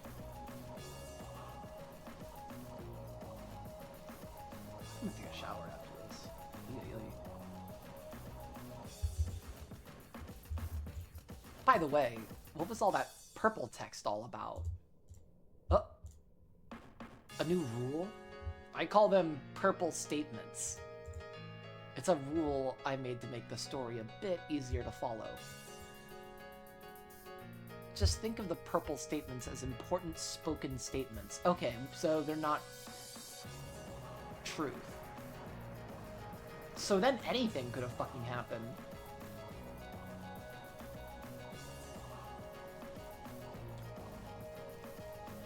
Right? In other words, you might be able to ignore the spoken statements that aren't purple. Oh, well, that's nice of you. Then, are the purple statements as reliable as red truth? Yes. You can think of the purple statements as having the same power as red truth. Can you say that with red truth, Beatrice? Or Byrne? However, there's one exception. A culprit can tell... Fuck! That's what the quiz was getting. That's what the fucking quiz was. All the quiz game was setting us up for was this. All those fucking 15 quiz questions, especially the ones of Rudolph.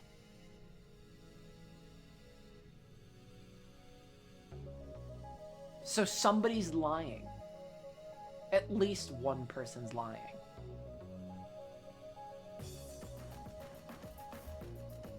Or someone can sometimes, not even always, but just sometimes in their conversation, use these purple statements to make lies. Okay, got it. I see. To turn it around, anyone who isn't a culprit can't tell lies.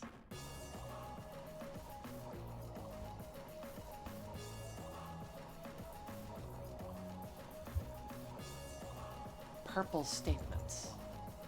These seem to be the key to Lady Berncastle's game. Yeah, that's right. I'll explain the rules. The definition of culprit is one who murders. It is possible for a culprit to lie. It is possible for a culprit to lie even before committing murder. Characters who are not culprits only speak the truth. Characters who are not culprits may not cooperate with a culprit. A culprit must carry out all murders directly by their own hands. A culprit must not die. A culprit must be among the characters appearing in the story. Purple statements are absolute as red truths. However, the culprit alone may lie with purple statements. That's all. The definition of culprit is one who murders. Makes sense. It is possible for a culprit to lie. That seems to be reasonable enough too. It is possible for a culprit to lie even before committing murder. Well, no surprises there. Characters who are not culprits only speak the truth. How convenient. Characters who are not culprits may not cooperate with a culprit, right? Are there multiple culprits? I guess not. So, the culprit can't make accomplices tell lies to match their version of the events. Damn. My guess was that someone manufactured an alibi to cover for the culprit, but... Oh, too bad. Unless a culprit lied about their alibi. Or even lied about having an alibi. A culprit must carry out all murders directly by their own hands. In other words, there are no remote or indirect methods of murder, like traps. Okay, that's fine. A culprit must not die. In other words, they can't commit murder from a closed room, then commit suicide inside it. Doesn't that also mean that dead people can't be culprits? That's a simple yet vital piece of information. That has something to do with like the slices of cake, right? We're just looking for the cake with the almond in it right now.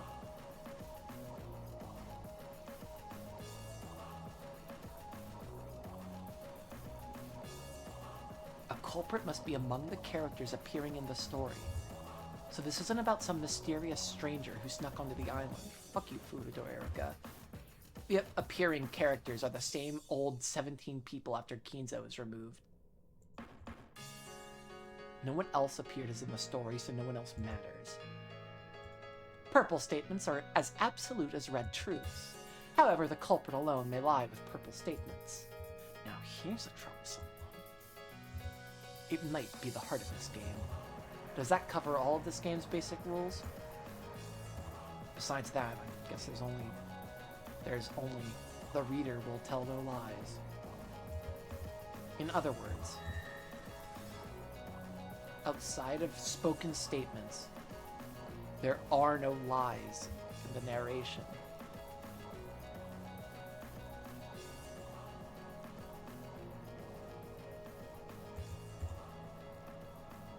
I could have added that stuff I wanted, but it'd be a pain to make things complicated.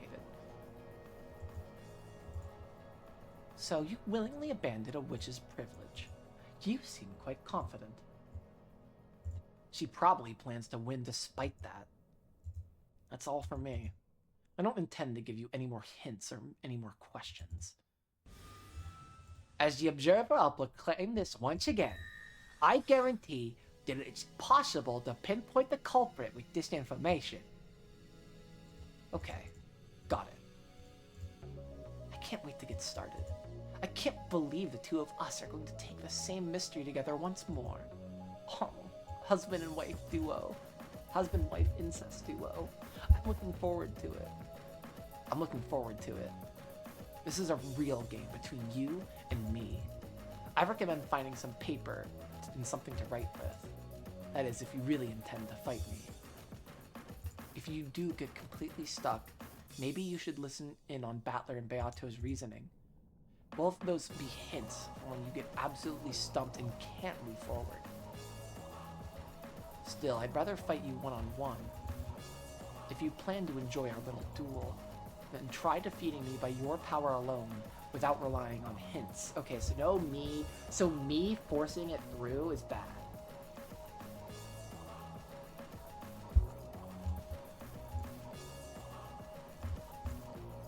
Enjoy this game that I've created just for you.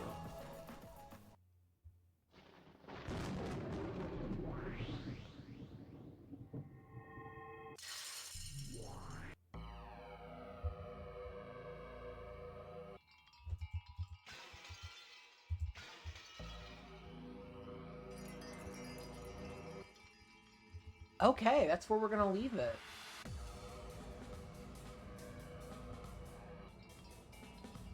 This is gonna be fun. Tomorrow's stream will be this.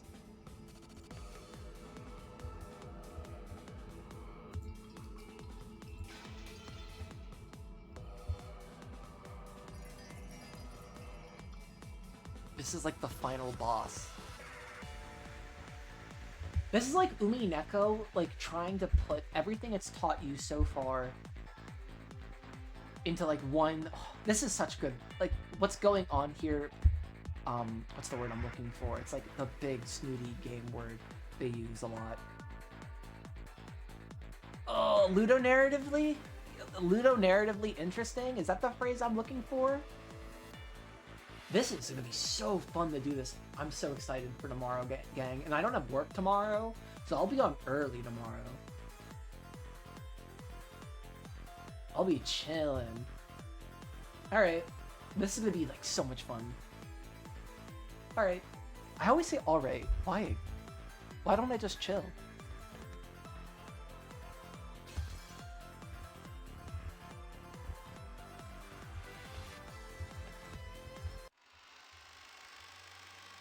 I'm glad I did put in that extra hour, though. Thank you, Great 35p. I think that's a... I think that was a really good recommendation from you, so thank you a lot, because that gets me, like, right to a really good stopping point. Alright. See, I keep saying alright. What's up with that? What the fuck?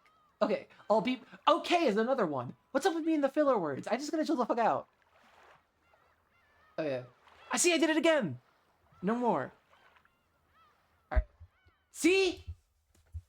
I will be back tomorrow. There's no more filler words. Alright and okay are banned phrases.